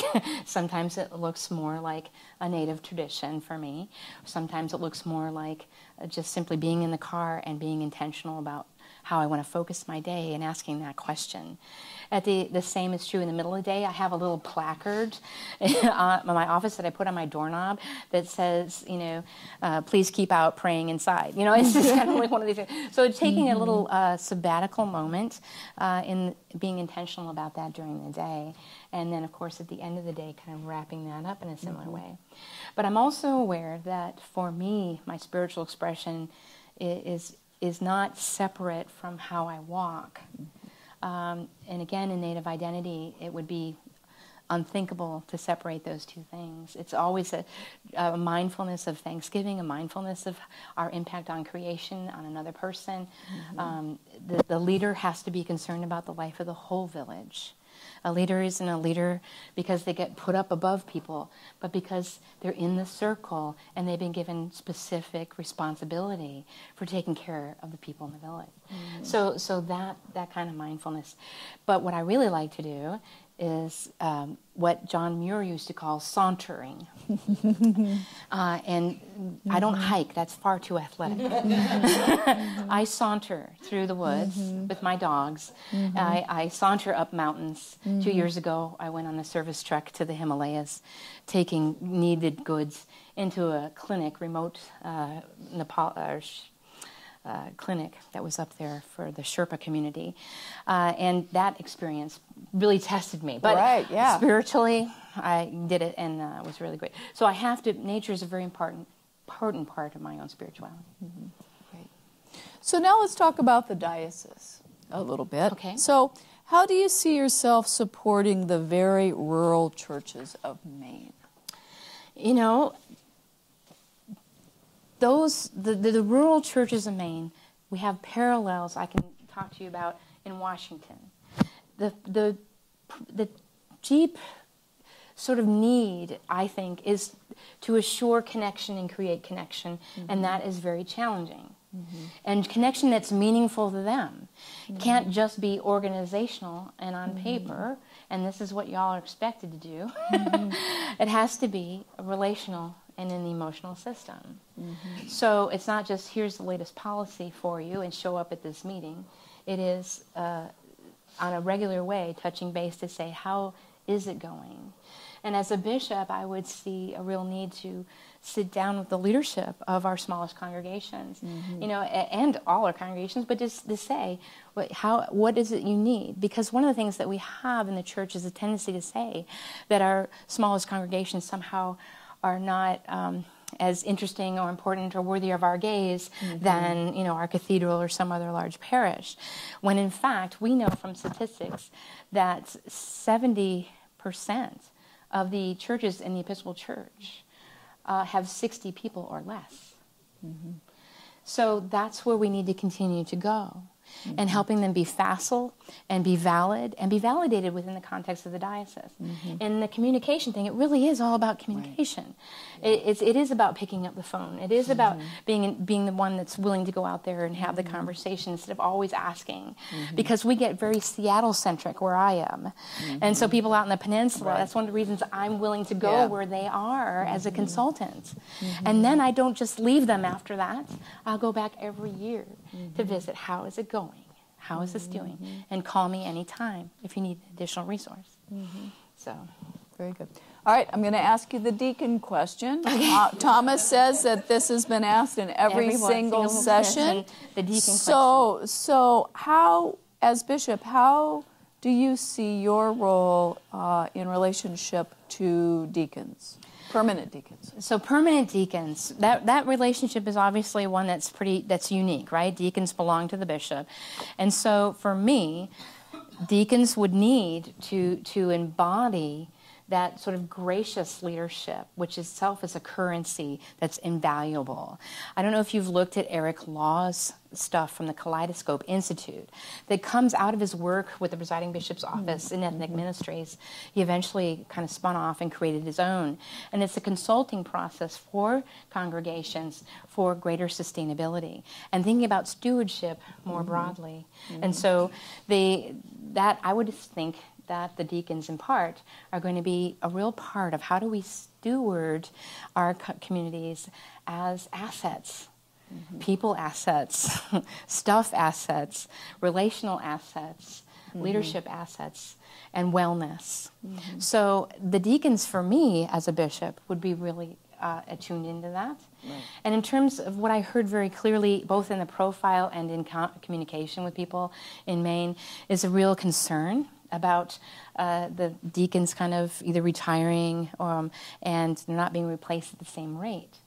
So the question I would want to do with any congregation that says we want a deacon, because that's where it needs to start. That's what's determined how many deacons we need, is what are the congregations identifying as a need. Yeah. And then it becomes, what do you need your deacon to do? In addition to setting the table, reading the gospel, and telling you to go away out into the world, what do you need the deacon to do? That's specific to your unique community, because that's going to determine not only who we listen for in a call, it's going to determine how we support that person in their leadership formation. There are many creative models for that are out in our communities of color or indigenous ministries, for example. Latino, Asian, and indigenous ministries in the Episcopal Church have historically always been working with limited resources. And so those areas of our dominant culture church that are experiencing that, some for the first time, may not be aware of those resources. So in addition to the giant toolkit we have, we should add this. Because we can do, there's models that exist for local option training that are quite unique and could potentially be adapted. So deacons, I absolutely would be committed to that effort. I would also be committed to the effort of continued lay leadership formation, because many models that we'll probably be looking at or going toward involve more active and trained lay leadership for certain responsibilities within certain congregational models. So it has to be everybody. It has to be equipping everyone, and the priests as well, who are saying, well, how can I do this new thing in a way that equips me to do that in this new model? We have 3 minutes. Do you want to talk a little bit about your approach to the unique needs of the indigenous people? And we're thinking of our own native folks here in Maine. Yeah, the Wabanaki people. We have some resources out of our indigenous missioner of the presiding bishop's office that can help educate congregations about how to have conversations even with your local indigenous community. Most of the time what we've historically been used to is we're only going to talk to native Episcopalians because we have that in common, and of course that's not the case in any diocese that hasn't historically had an indigenous mission. And so if you're going to be involved with cultivating relationships with indigenous people in Maine, then your congregation is going to need to get comfortable with social justice issues and advocacy, because that's the nature of the relationship. And then allowing them to lead. So we would have all kinds of dialogue about that. I know you have an active committee, and so learning more about where that partnership is headed. The reality is that 85% of indigenous people actually live in urban areas, so it's not just your northern congregations that have that opportunity. Yeah. Portland has that opportunity, without a doubt. Right, exactly. Yeah. Is there any closing remarks you want to make? We've got... you guys are so good. The room is a little warm, and you've been listening to people all day talk. So, actually, I think we're over. We're kind of over and done. Yeah. Okay. Well, I appreciate your time and listening. Yeah. Thank you so much. I appreciate meeting you. Thank you. Our fourth candidate is in the room. We are so glad you are here. Welcome. This is the Reverend Canon and Melanie. Did I get it right? You did. Okay. Thank you. You're welcome. Thank you. And if you'd like to do a brief introduction, and then we'll launch into the questions. Great, thank All right. you. Yeah. First, I would like to introduce Tony, my husband, Tony Furnival. And I know you've all just had a quick little break, so I'd like to invite you to pray. Just breathe. Be aware of your breath. Be aware of your toes, grounded here. Dear God, we thank you for the privilege of gathering in your name. Open the ears of our hearts to hear your still small voice. Amen. Amen. All right, it is such an honor to be here. Our church is in the midst of seismic change. I think you have a special understanding of what is happening. Imagine a lobster. In order to grow, a lobster must shed its hard protective shell. During a time of growth, the lobster is vulnerable. It's risky, there's uncertainty, but it's all very natural. A lobster that does not go through this phase cannot grow. Our church has shed a lot. Now is a vulnerable time. It feels very risky and uncertain. We are growing into a new way of being the body of Christ in the world, of being the way of love in the world. It's natural. I believe you have much to offer. I have heard your hopes and dreams. And I would like to help develop your gifts to live into this new way of life as Christians in our world. For 32 years, I have made it my job to listen. I have done this all around the world, in our church, from the highest levels to the lowest, with archbishops of Canterbury and Desmond Tutu, to priests and deacons in tiny struggling parishes, with prosperous and powerful parishioners, and the sick and the struggling and the margins of society. I've done this in Africa and Asia. I have listened in Central America and the Caribbean, in Mexico, and all across our church. And they have told me of their challenges and of their solutions and their strategies. And I read in your profile that you have many of the same challenges and that you have been exploring solutions. And I would love to share our discoveries. I am quite optimistic about the future that is available to you, the future of fulfillment and joy as the church, because I have seen you in the tiny Maine church that helped form me as a girl, in the parishes that have invited me to speak, most recently here in Bangor, and most recently and fully in this whole discernment process, in this bishop quest process. I have seen you.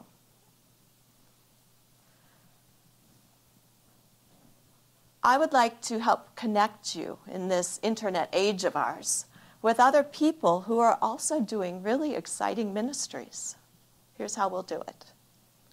So we'll join with the presiding bishop, Michael Curry, in being the Episcopal branch of the Jesus movement. We will claim our part in God's plan for redemption of the world, and we'll love one another and the world around us. I would love to enter into this new life with you. There is so much exciting ministry happening across the church that I'm eager to share with you. The Spirit is dancing. So just a little bit about me.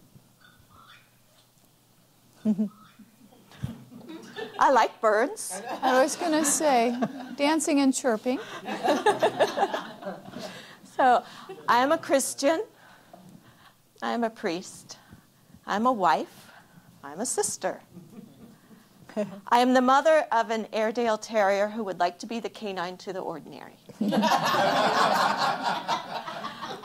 I am a friend.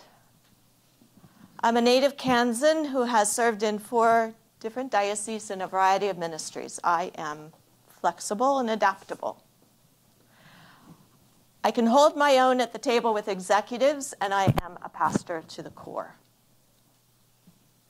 I am at ease in large cities, and what I love most is to be next to the fire with Tony and a cup of tea and a really good book in our home in the woods. I have been me all my life, and I am aware that it can take time to get to know me, and I have been told it's worth it. So I am all these things, but you are looking for a bishop.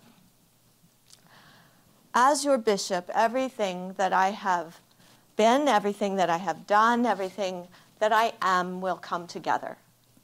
Along with my lifelong love of Maine, my extraordinary experiences as a priest pastoring both people and complex systems, and the gifts that I yearn to offer for God's glory.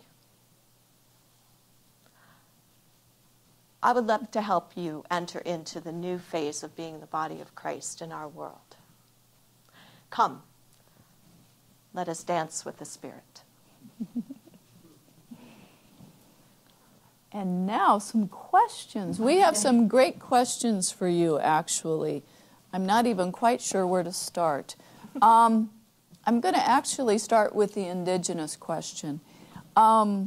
How will you approach the unique needs and situations of our Indigenous nation, our tribes here in the diocese? Thank you. How would I approach the needs of the Indigenous tribes in our diocese? This was something you mentioned in your profile, which I actually brought up with the discernment committee when we were on retreat. I was really interested in this, and one of my first questions for them was, so is this an internal question? Do we have Indigenous peoples in the Diocese of Maine who are asking for help in this, or is this us as citizens in Maine being aware of these needs? And I understood it was the latter.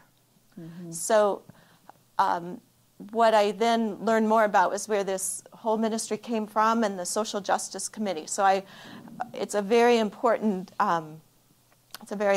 question. Again, it's not unique to Maine, although certainly there will be uniqueness about it. But there are others who are addressing the same, including a really vital, vibrant Indigenous ministry in the Episcopal Church. So there are resources, and I would want to tap those, and I would want to hear more about what's happening here and see what we can bring together. You know, there are other social issues, and we're wondering what your approach and your experience to issues like the environment, like the opioid crisis, women's rights, and health care. Okay, thank you. So social issues in the diocese or in Maine, the environment, the opioid crisis, women's rights, and health care. All of those are crucial. Actually, I'll tell you, I'm so surprised. There are some questions that have come up with every group now the second day.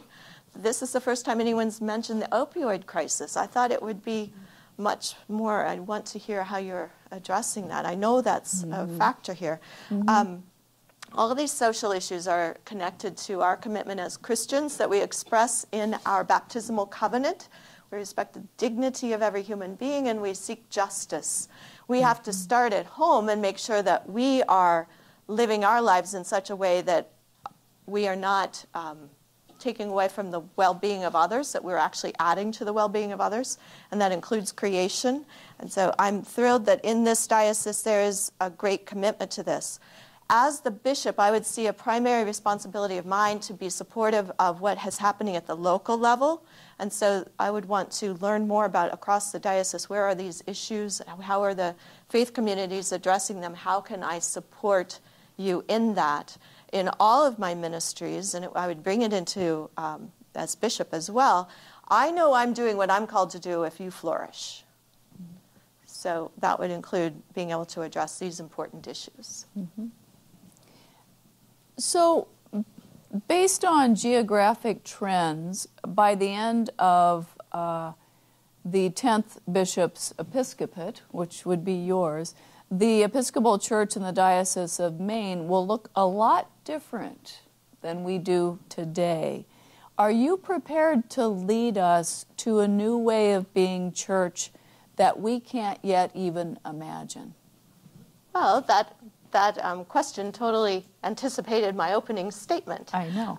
So am I prepared to lead you into some future we don't even know what it looks like yet? Absolutely. I'm excited to discover that together with you. Mm-hmm. But don't start thinking about when I'm leaving quite yet. Do you want to talk more about your vision for the church while you're here? If you were elected, what would the next 10 years look like with you as bishop? What do you envision? Right. So one of the phrases in your profile that really caught my attention was that you said you want to you want Maine Episcopalians to be a force for good. That is a vision. So how do we get there? And so we need to talk a lot about how to get there. But I have some ideas which I would want to explore with the diocese. And a top priority would be formation. We need to be sure that we understand what we are about, what our tradition is, what our Bible is, what our liturgy is. We need to be really grounded. A lot of us have come from other denominations. We haven't had that important formation, but even some of us who have been in the Episcopal Church all our lives, this is not the church to which I was ordained. I have to constantly be learning about how to talk about my faith and expressing it in a new world. So formation would be across the board for all the ministers. And you know that who are the ministers of the church? Lay people, bishops, priests, and deacons. So formation for everyone. And the next part of my approach that I would want to talk about and explore with the diocese would be leadership development, and specifically leadership development for the diaconate, which you have a strong diaconate. But I believe in this new day when we're called to get out of the building, to leave the building, the diaconate is at the crossroads of the church and the world. The deacons are the ones who are going to be able to tell us where to go.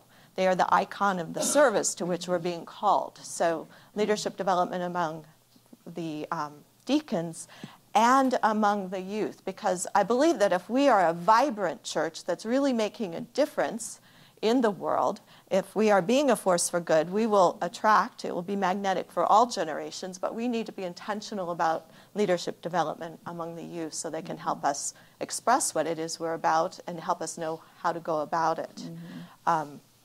So those would be the two things that come to mind right away. Okay. So this is a question that enters into your ministry style, your leadership style. How would you handle, or how do you handle adversity? How do you handle conflict? How do I handle conflict? Well, my leadership style is collaborative, and I am a team player, and I want to have lots of input. And as one who is in a position of authority, when I've been in a position of authority, I also am very well aware buck stops here, and when it's time to make a decision, I can do that. Conflict is something that a lot of people are afraid of. I don't cultivate conflict. It's not something I love. But what I have learned through my ministry and leadership of teams of people, especially at Trinity Wall Street, conflict, when it means differing opinions, differing sense of what we're supposed to be about, actually getting it all out there and wrestling with it is a very healthy thing and can lead to better solutions and more trust with one another. So I don't look for conflict. I don't like to develop, stir it up, but I'm not afraid of it. It can be a very helpful way to get to a next stronger place to be in clarity. Mm-hmm. Can you give a more specific example from Trinity? A more specific example from Trinity. Like you were the vicar of St. Paul's. I was the vicar of, right, I had both Trinity, vicar of Trinity Church and St. Paul's Chapel. Trying to think of an example that I can, you know, confidentially use. But I had this amazing team of people who were our ministry leadership team, the musician, the outreach person, the faith formation person. Everybody had, they were each in his own right a thoroughbred. And each one could have galloped off and done amazing things. Mm-hmm. But we gathered on a regular basis, and we really hammered out what was the best way we could together move Trinity forward toward the impact that we wanted to have in the world. And so it was, those were dynamic conversations, and they ended up forging solutions and programs and collaboration among those different ministry groups that otherwise they would have been in silos. So a lot of it has to do with just tearing down silos and having everybody agree together what is the mission, what is our vision, and working together, pulling in the same direction to get there. So kind of in that same vein, not exactly the same, but we're wondering about any experience that you're comfortable talking about, an experience of failure in your ministry and what you learned from that. If you feel comfortable answering that. Yes, well,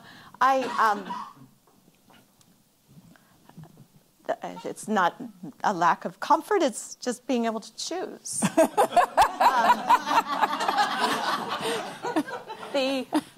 The fact of the matter is, I think if we're really doing what God is calling us to do, and we're risking, we're going to fail. And that's okay. I think it's important to be able to just get out there, as long as we're all clear what we're trying to accomplish. So that's part of it. Failure I don't see as a horrible thing necessarily. But I tell you just on a personal level, because it's just something, actually it happened in Portland 2 days ago, and it happens all the time in New York. I believe that the church we need to address the horrible inequalities in our society. We have homeless people in New York all over the place. And in Portland, someone came and asked me for money. In New York, I can't give money. I've been taught that that's not necessarily helpful, but I carry cards that are telling someone, hand someone a card and say, this is where you can find a meal. These people can help you. But what I realize is most important there is being able to look that person in the eye and say, I see you, and I care about you, and I hope these people can help you. And sometimes I'm just too busy. I don't take time to really see them. And I just feel like I feel the weight of the whole brokenness of our society that allows people to be living on the street in those moments when someone asks me, you know, for something that I can't give. It is hard. Well, switching gears a little bit. Okay. So you had talked about your favorite activity is being with Tony and a good cup of tea and a book. Yes. We want to know what you're reading right now. Oh. What books are you reading? Books is usually right. I have like a stack like this next to my bed and a stack like this next to the chair next to the fireplace. I read a lot of books, but the one I just finished was Becoming by Michelle Obama. Mm-hmm. And I found that was really very inspiring. As a child, I devoured Agatha Christie, so I continue to love that genre. And I also read a lot of books about how to manage business things and how to manage people and that kind of nonfiction. So I just have a plethora of things and lots of poetry. I like having a lot of things at hand so that whatever calls out to me. And yes, bookstores are a real downfall. I understand. So how do you take care of yourself? How do you take care of yourself spiritually? What nourishes you spiritually? Well, you've already met Tony. Right. So he's a key to that. Right. I have a regular prayer life, which is essential. And it includes this, at the moment, this marvelous practice I've been able to have now for several years. I commute down the Hudson River on the Metro North, and the Palisades are across the way. And in the morning, I'll use an app called Praying on the Go.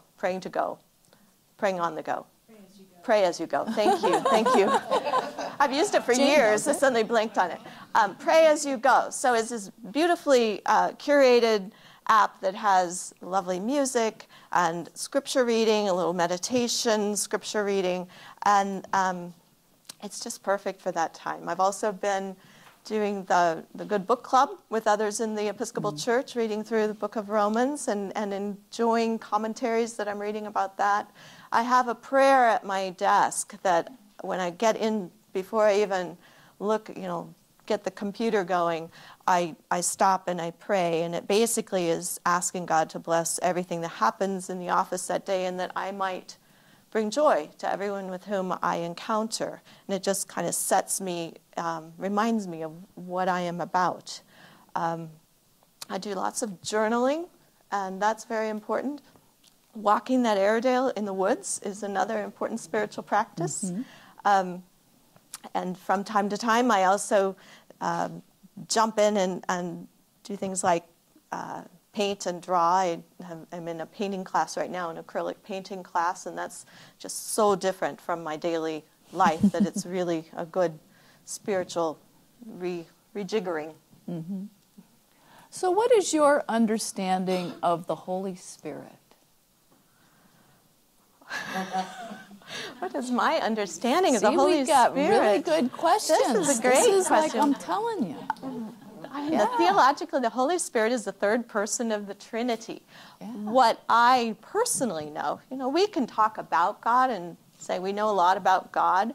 What I believe we as Christians are called to do is help people, bring life to people by helping them to know God. And for me, the Holy Spirit is our close relationship with God. It's the ability to sense God's presence with us, to know what to say to the next person, to help that person sense God's presence. Holy Spirit is a guide, shepherd.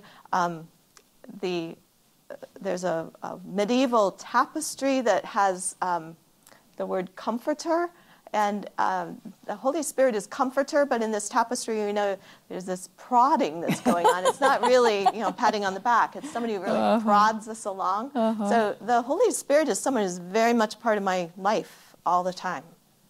A person, a being. So as you know, this is back to a diocesan question. As you know, the Diocese of Maine has many, many small rural parishes. And we're wondering, how would you support those rural ministries, those rural parishes? Well, I would. And in the big picture, as I said, what I would understand, the way to know whether I am doing what I am called to do and be as a bishop is this: if everyone is flourishing. So how would I support? First of all, I need to know you.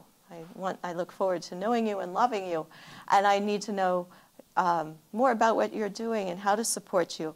I also think it's really important for you to be connected with others. Other dioceses are addressing the same questions and have small rural parishes that are looking for solutions, and you don't have to make it up all by yourself.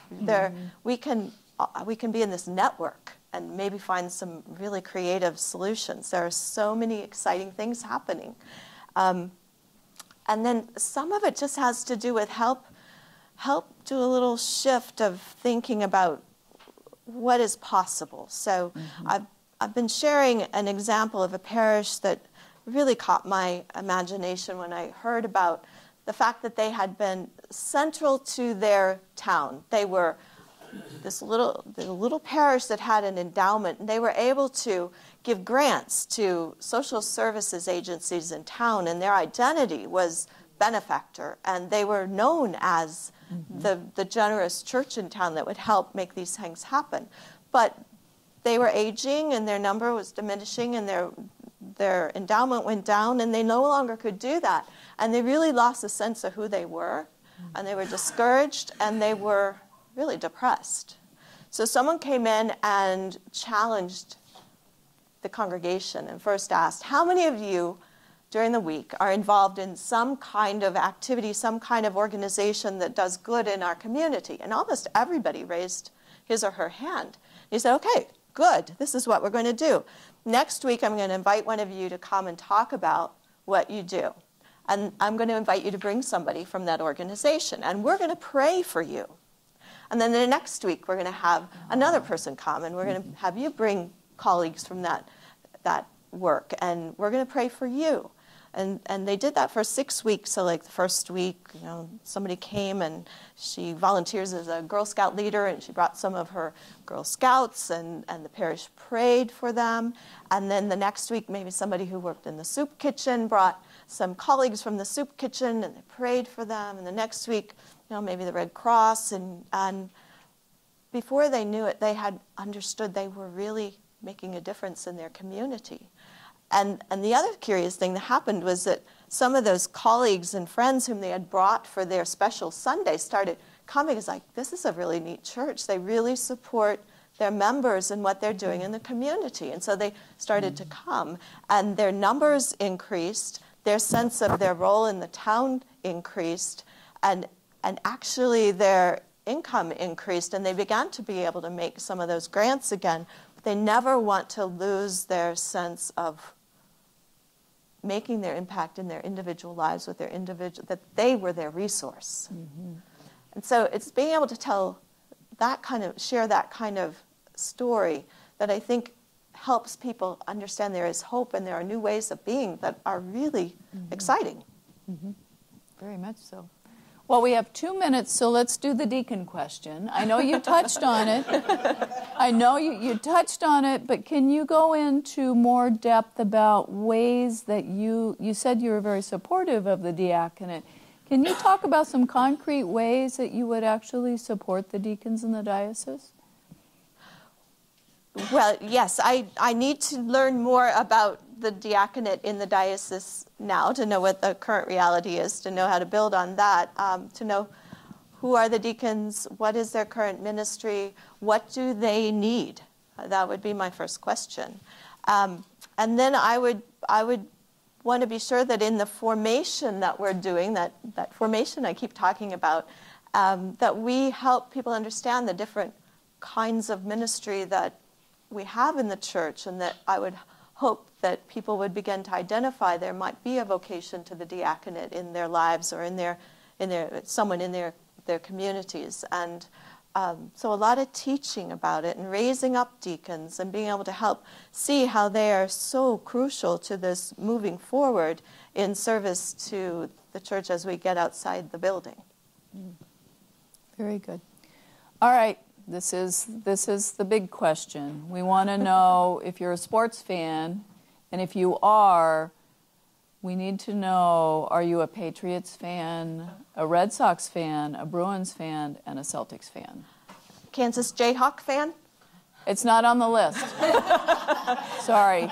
March Madness, if they're in. Yeah, right. Tony's right. great. He just finds it very funny what happens to me with Kansas basketball. Well, I know.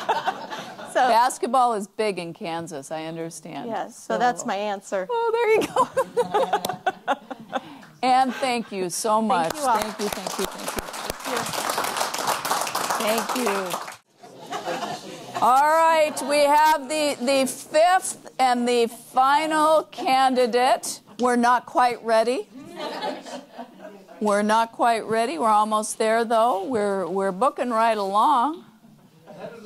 We are. Janet, how you doing? How you doing? All right, you're good. All right.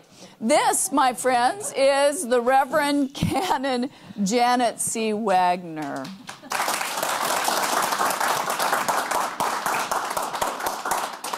So, Janet, can you give us a brief introduction, and then we will launch into these great questions.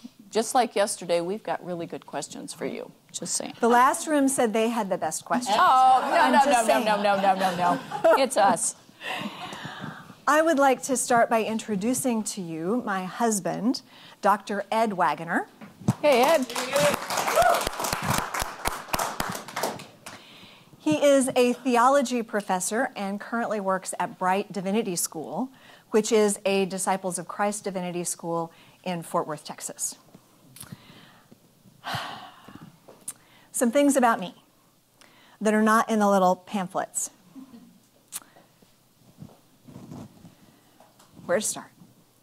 Oh, where to start? She started with this one last time. Are you a Patriots fan, Red Sox fan, Browns fan, Celtics fan? Okay.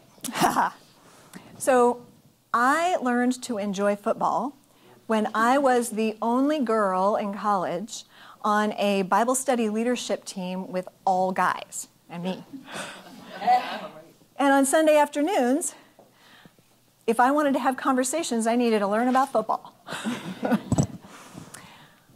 One of the things I appreciate particularly about the Patriots, who are in fact my favorite team. No. Yes. That happens to be a conveniently correct answer here, though not in cowboy territory. But it's also the truth. So before Ed and I went to Fort Worth, we lived for 15 years in Connecticut. So we got to watch the Patriots up close and personal even before Tom Brady was the quarterback, which was a while ago now. Yeah. I love their sense of teamwork. They really see it as a team sport. They work hard at it as a team sport. And I don't know how many of you were able to watch the playoff game last weekend, but they won in part because they pulled out plays that they had not done in a decade. Think about the things that your church did well a decade ago that you might roll out again. Just saying.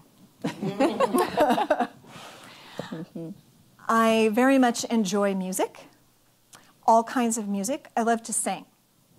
How many of your congregations do sung liturgy at least on occasion? A few? Good. I love to sing the liturgy. I love it because it puts us in a slightly different headspace often than the said liturgy. I enjoy handcrafts of a variety of sorts. When I was living with my best friend after college, she and I learned to quilt together. And what I enjoy about quilting is that all the pieces that don't look like much on their own come together to form something beautiful. Something that really only looks beautiful and kind of falls into place toward the end. Last but not least, I really enjoy nature. And for my physical well-being and my spiritual well-being, I walk in the park with our dog Comet every morning, and I find a center there in the natural world where I am a small thing. And God is very, very big and very, very evident around me. I would love to be your bishop. In the profile, I talked a lot about your characteristics: candor, creativity, clear love of your neighbors and your congregations. I also appreciate that you understand what the next thing coming down the pike is for you, which is change in a variety of forms. And that you're looking at that head on, and you've confessed that you're a little bit frightened about that, but you're ready to do it. And having worked for a diocese for over 5 years now, I come with some skills burning a hole in my pocket. And one of the things that those skills will enable me to do is to hit the ground running with you and focus with you on next things. That doesn't mean I have it all locked up. Just means I've had a lot of practice listening and being present and walking with congregations as we figure out what the next thing is for your life together in Christ. Very good. So how would you lead this diocese? Someone asked a really good question. They worded it this way. It says, how would you lead us to a new way of being church that we can't even imagine yet? How would you do that?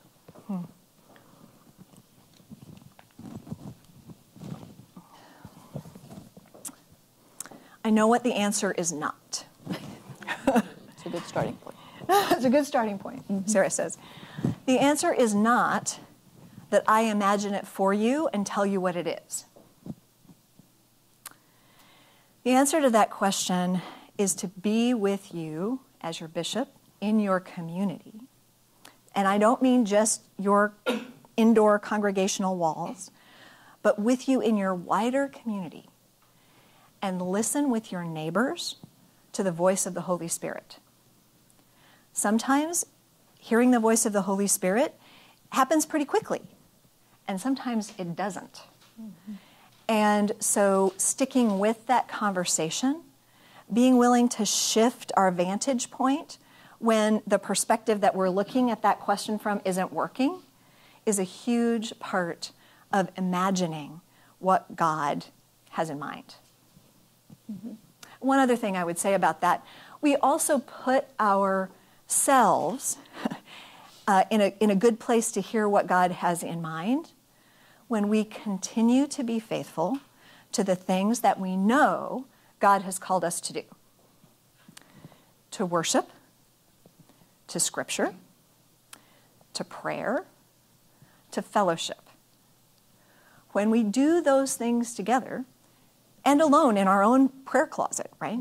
We put ourselves in a position to better hear the voice of God. So, as you know, we have many, many rural parishes here. We have small churches in rural areas, and rural is kind of different here in Maine than in I know you grew up on a farm in Washington. It's a little different. Our rural is different. In what way is it different? Well, I mean, where we live in Calais, it's not a farming community, Okay. but it is if you go out to the county. That's farming rural. There are fishing rural, there's coastal rural, there's pine tree rural. We always joke in Calais that we live behind the pine curtain. But it's different. But we're wondering about how would you support the ministry of these diverse rural churches, these small rural churches? How would you support us? In what ways? The first thing I would do is come and be with you. In my current diocese, in the Diocese of Fort Worth, which is a small diocese geographically compared to your diocese, even in that small diocese, I put about 15,000 miles a year on my mom van. There is no substitute, in my experience, for being with you in your context. You are the ones who know your context best. No matter how long I am your bishop, I am going to be kind of a fly-by-night. I mean, even 13 years, right? Mm-hmm. My dad was a member of his congregation for almost 70. Mm-hmm. That is a congregation that I traveled with since I was a child and continue to travel with through my mother. And what I know about that community is that it waxes and wanes over time. Mm-hmm. It experiences change both of its choosing and not of its choosing. Mm-hmm. So the other thing is part of the importance of being present is that it's not going to be the same the next time if I'm your bishop, it won't be the same the next time I visit as it was last time. Mm-hmm. So I have to be very diligent about my spiritual disciplines so that I am in a place to really hear with you what God is doing in your contexts. Mm-hmm. And There's no easy answer. The short answer that I know is each of your ministries is about relationships in one way or another. There is often a push in our congregations to do outreach. From working with small congregations and actually large congregations too, I actually don't think so much in terms of small and large. I think sometimes that foreshortens our way of thinking about how to be church. Because small congregations have wisdom that large congregations haven't yet had, and vice versa.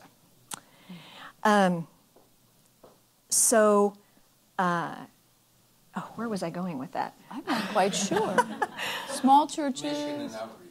Oh, There yes. you go. Thank you. Sometimes we hear that mission and outreach, if we just get out there, that will fix it, that will grow us. Mm-hmm.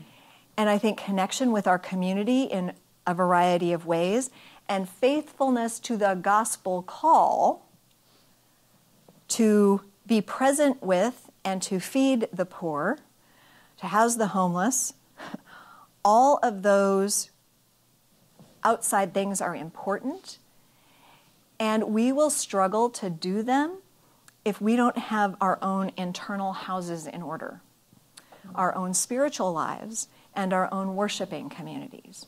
So I don't presume, actually, that when I come to a congregation, that the answer is do another thing, add another outreach thing to your schedule.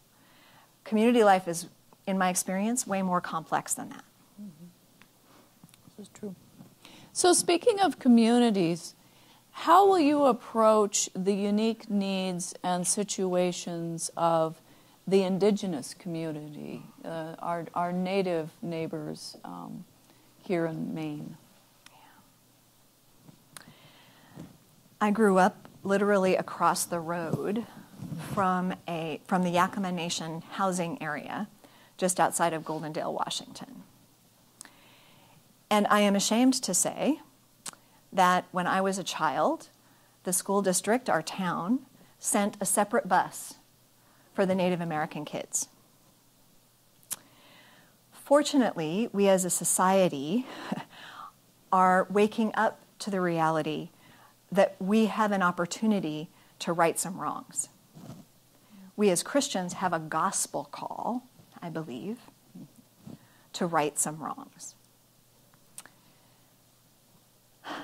The best way I know to do that is to listen to the people that we haven't listened to. And in the case of our Native American brothers and sisters, we are in a very privileged position to be, quote unquote, extending welcome. That's a position of privilege, to extend welcome, to have the resources to extend welcome. What would it look like if we went to our neighbors, our Native American neighbors, and said, you know, we think we've blown it in some ways. We would like to be better neighbors with you. What would that look like in this community? We, in all likelihood, in that conversation would have to be willing to listen to some hard truths. And then we might get the opportunity to go through an open door. And then we might be in a position to open our doors in a way where people feel truly welcomed. Mm-hmm. So what is your experience and also your approach to the social issues, for example, the environment, the opioid crisis, women's rights, and health care? What's your experience and your approach? That's a long list. It is a long list. Actually, we could also add people with disabilities. Keep going. I'm just saying, we've got several other cards here, but you know, how do we make sure that people with disabilities are fully included in the life of the church? That's a separate question, but I really feel like it's kind of part of that whole. Have you got one in the stack about ageism and respect for our elders? No. Sorry. Okay. We didn't think that far, I don't think. In some ways, at the most simplistic level, this list describes places where the bridges are out in our relationships, where we have sinned against one another and where we have sinned against God, in exclusion, in oppression. Sometimes we didn't mean to participate in the world this way, but particularly as Anglo-Christians in the Episcopal Church, we are people of privilege, by and large. We are people with education. We are people with houses with the lights on. Not all of us, but many of us. So it is our responsibility to help our neighbors, to partner with our neighbors until the kingdom of God, as the kingdom of God comes near.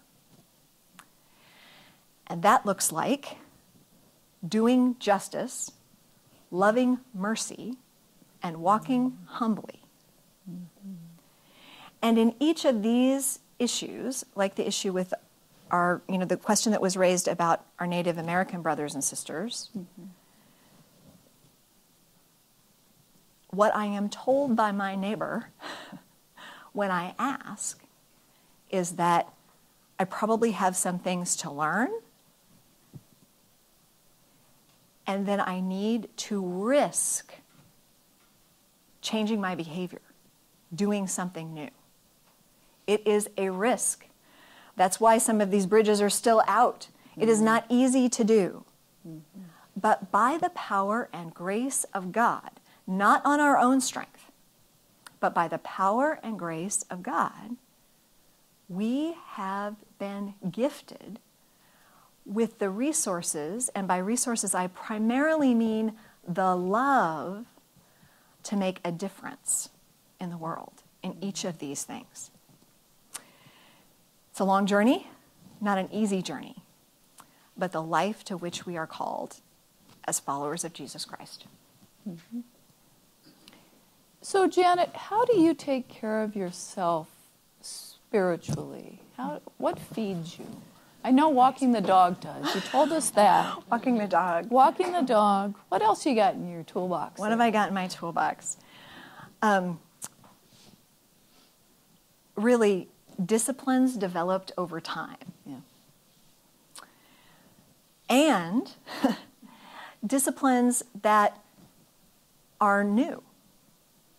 So a discipline that I developed over time is I love to listen in the car to the radio and books on tape, but on Sunday mornings when I'm driving to church, it's silent. My heart and God's heart needs that space. If it's 15 minutes, if it's 2.5 hours. Mm-hmm. My prayer life is interesting in this way, that a long time ago, when I first started really learning about what it meant to pray, I felt like I needed to do the assignment, right? Mm-hmm. Be on my knees or do centering prayer just this way. And what I learned about myself is that after a while, my heart isn't as sensitive any longer, staying with that. And then I have to be willing to change and try something new. What I have learned, though, is that prayer practices are difficult, and I can't get in a rhythm with any of them overnight.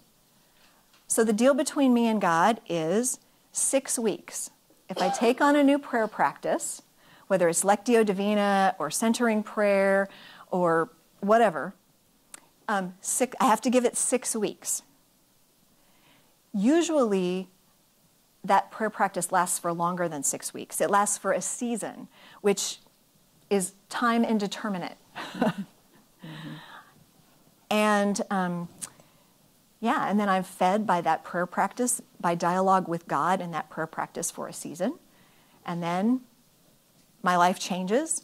It always happens. The constant is when I am in transition, when my life is in transition, my prayer practice gets upended. Mm-hmm. And I typically don't know where it's going to go next. Mm-hmm. And I am beginning to strongly suspect that that is on purpose by God. Because I like to think, mm-hmm. I feel more secure when I feel like I have some control in my life. Mm-hmm. I don't think God's so convinced that my having control, as if I ever do, mm-hmm. is the thing I need to be focused on. Mm-hmm. We have a couple leadership questions. Okay. The first is, how do you handle adversity? How do you handle conflict? Well, I've had lots of practice with conflict. Not because I go around creating that, because that's called manipulation, and I don't think that's helpful. But because I've never been in any sort of community where there isn't any. Mm-hmm. Because everywhere I go, in every community of any kind, school, work, church, everywhere I go, there are people there, and they don't agree. And here's an interesting pattern that I've noticed, that the harder we are working to do something right, something we believe in, the more conflict seems to sneak in there. Mm-hmm. Conflict is an opportunity to slow down, to listen harder, to ask the next question, and to see if we can risk moving forward together. And in what way, what compromises do we have to make in order for that to happen? The reason there's conflict is that on the face of it, that was not apparent. So, yes, conflict. And no two congregations are alike. No two communities are alike. There are patterns in the sort of kinds of solutions, but that doesn't mean that I, as your canon or as your bishop, can or could diagnose that. Oh, you just need to. Conflict resolution is a work of the heart and a work of the people in that context. As your bishop, I could help facilitate that work, perhaps. Send somebody to help you facilitate that conversation. But the Spirit's got to get in there and work with you in order for conflict to really be resolved and for people to be healed, which is what God is about. Wholeness. So our other question is, if you feel comfortable, would you tell us about an experience of failure that you had in your ministry and what you learned from that experience? There are so many to pick from. I'm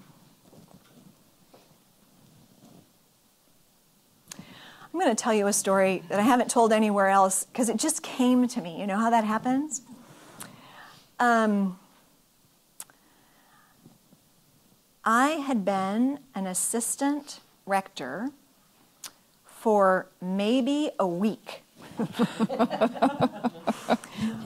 when I walked into the meeting that the staff, so I worked in a very large congregation on the coast of Connecticut. And I was staff was large. There were a bunch of us. I was in a meeting where we were to decide who was going to use what room for Sunday school and youth group for the coming year. So what I have in front of me provided by the parish administrator is a list of numbers, right? This class has this many, this class has this many, this class is this many. I thought, this meeting's going to be short. Because, you know, you match up the rooms and the numbers, and then prestimundo. We can talk about something else. And the conversation did not go that way. I started, you know, saying what I thought was reasonable and rational, and one of my fellow staff members got up and walked out.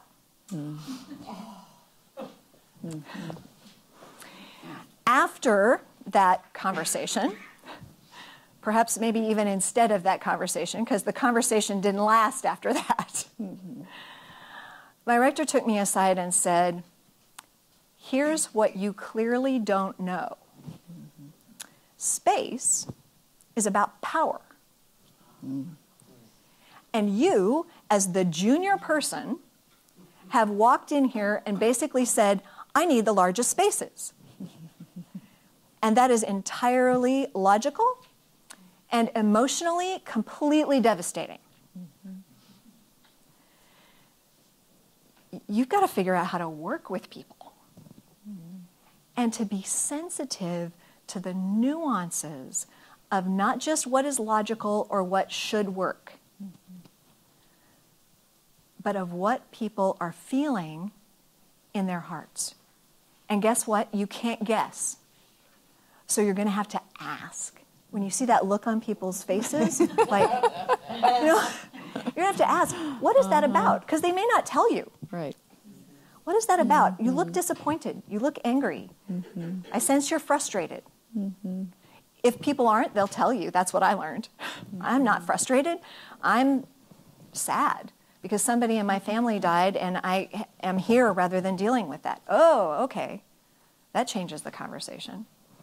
So that is one minor example of failure and I hope of learning.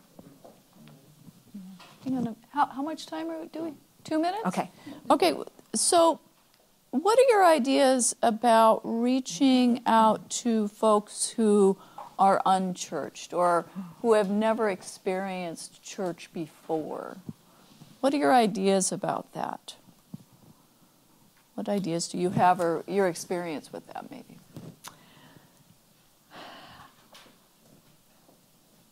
I have lots of experience connecting with people across perceived difference. Often, the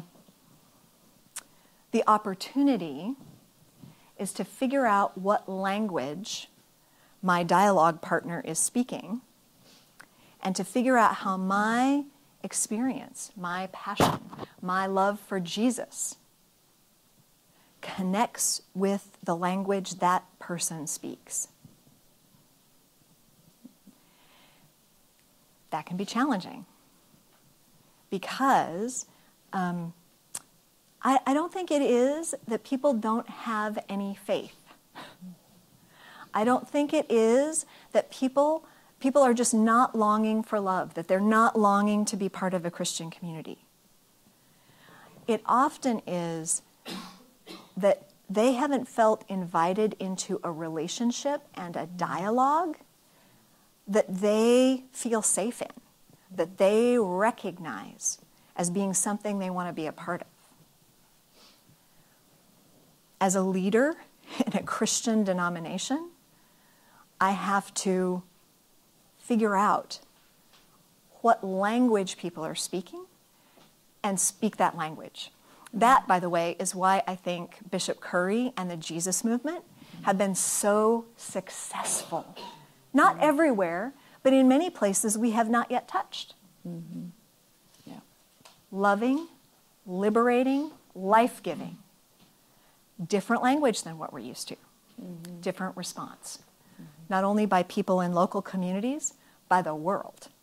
That's how Bishop Curry got to preach at the royal wedding. Right. Yeah, exactly. Okay, just one quick question. We want to know, what are you reading right now? What books are you reading? Becoming by Michelle Obama. Oh. That's what I'm reading. And I just finished. Anne's reading that too. Is she? And I just finished last Christmas. There was a book of portraits by the photographer that was in the White House during Barack Obama's tenure. Pete Sousa. And yes, Pete Sousa. And I lost track of that until Michelle Obama's book came out, and then I got a hold of that book. And it has spoken to me, particularly because it is it's visually beautiful and careful. So, yeah. Janet, thank you. Thank you so much. My privilege. My privilege.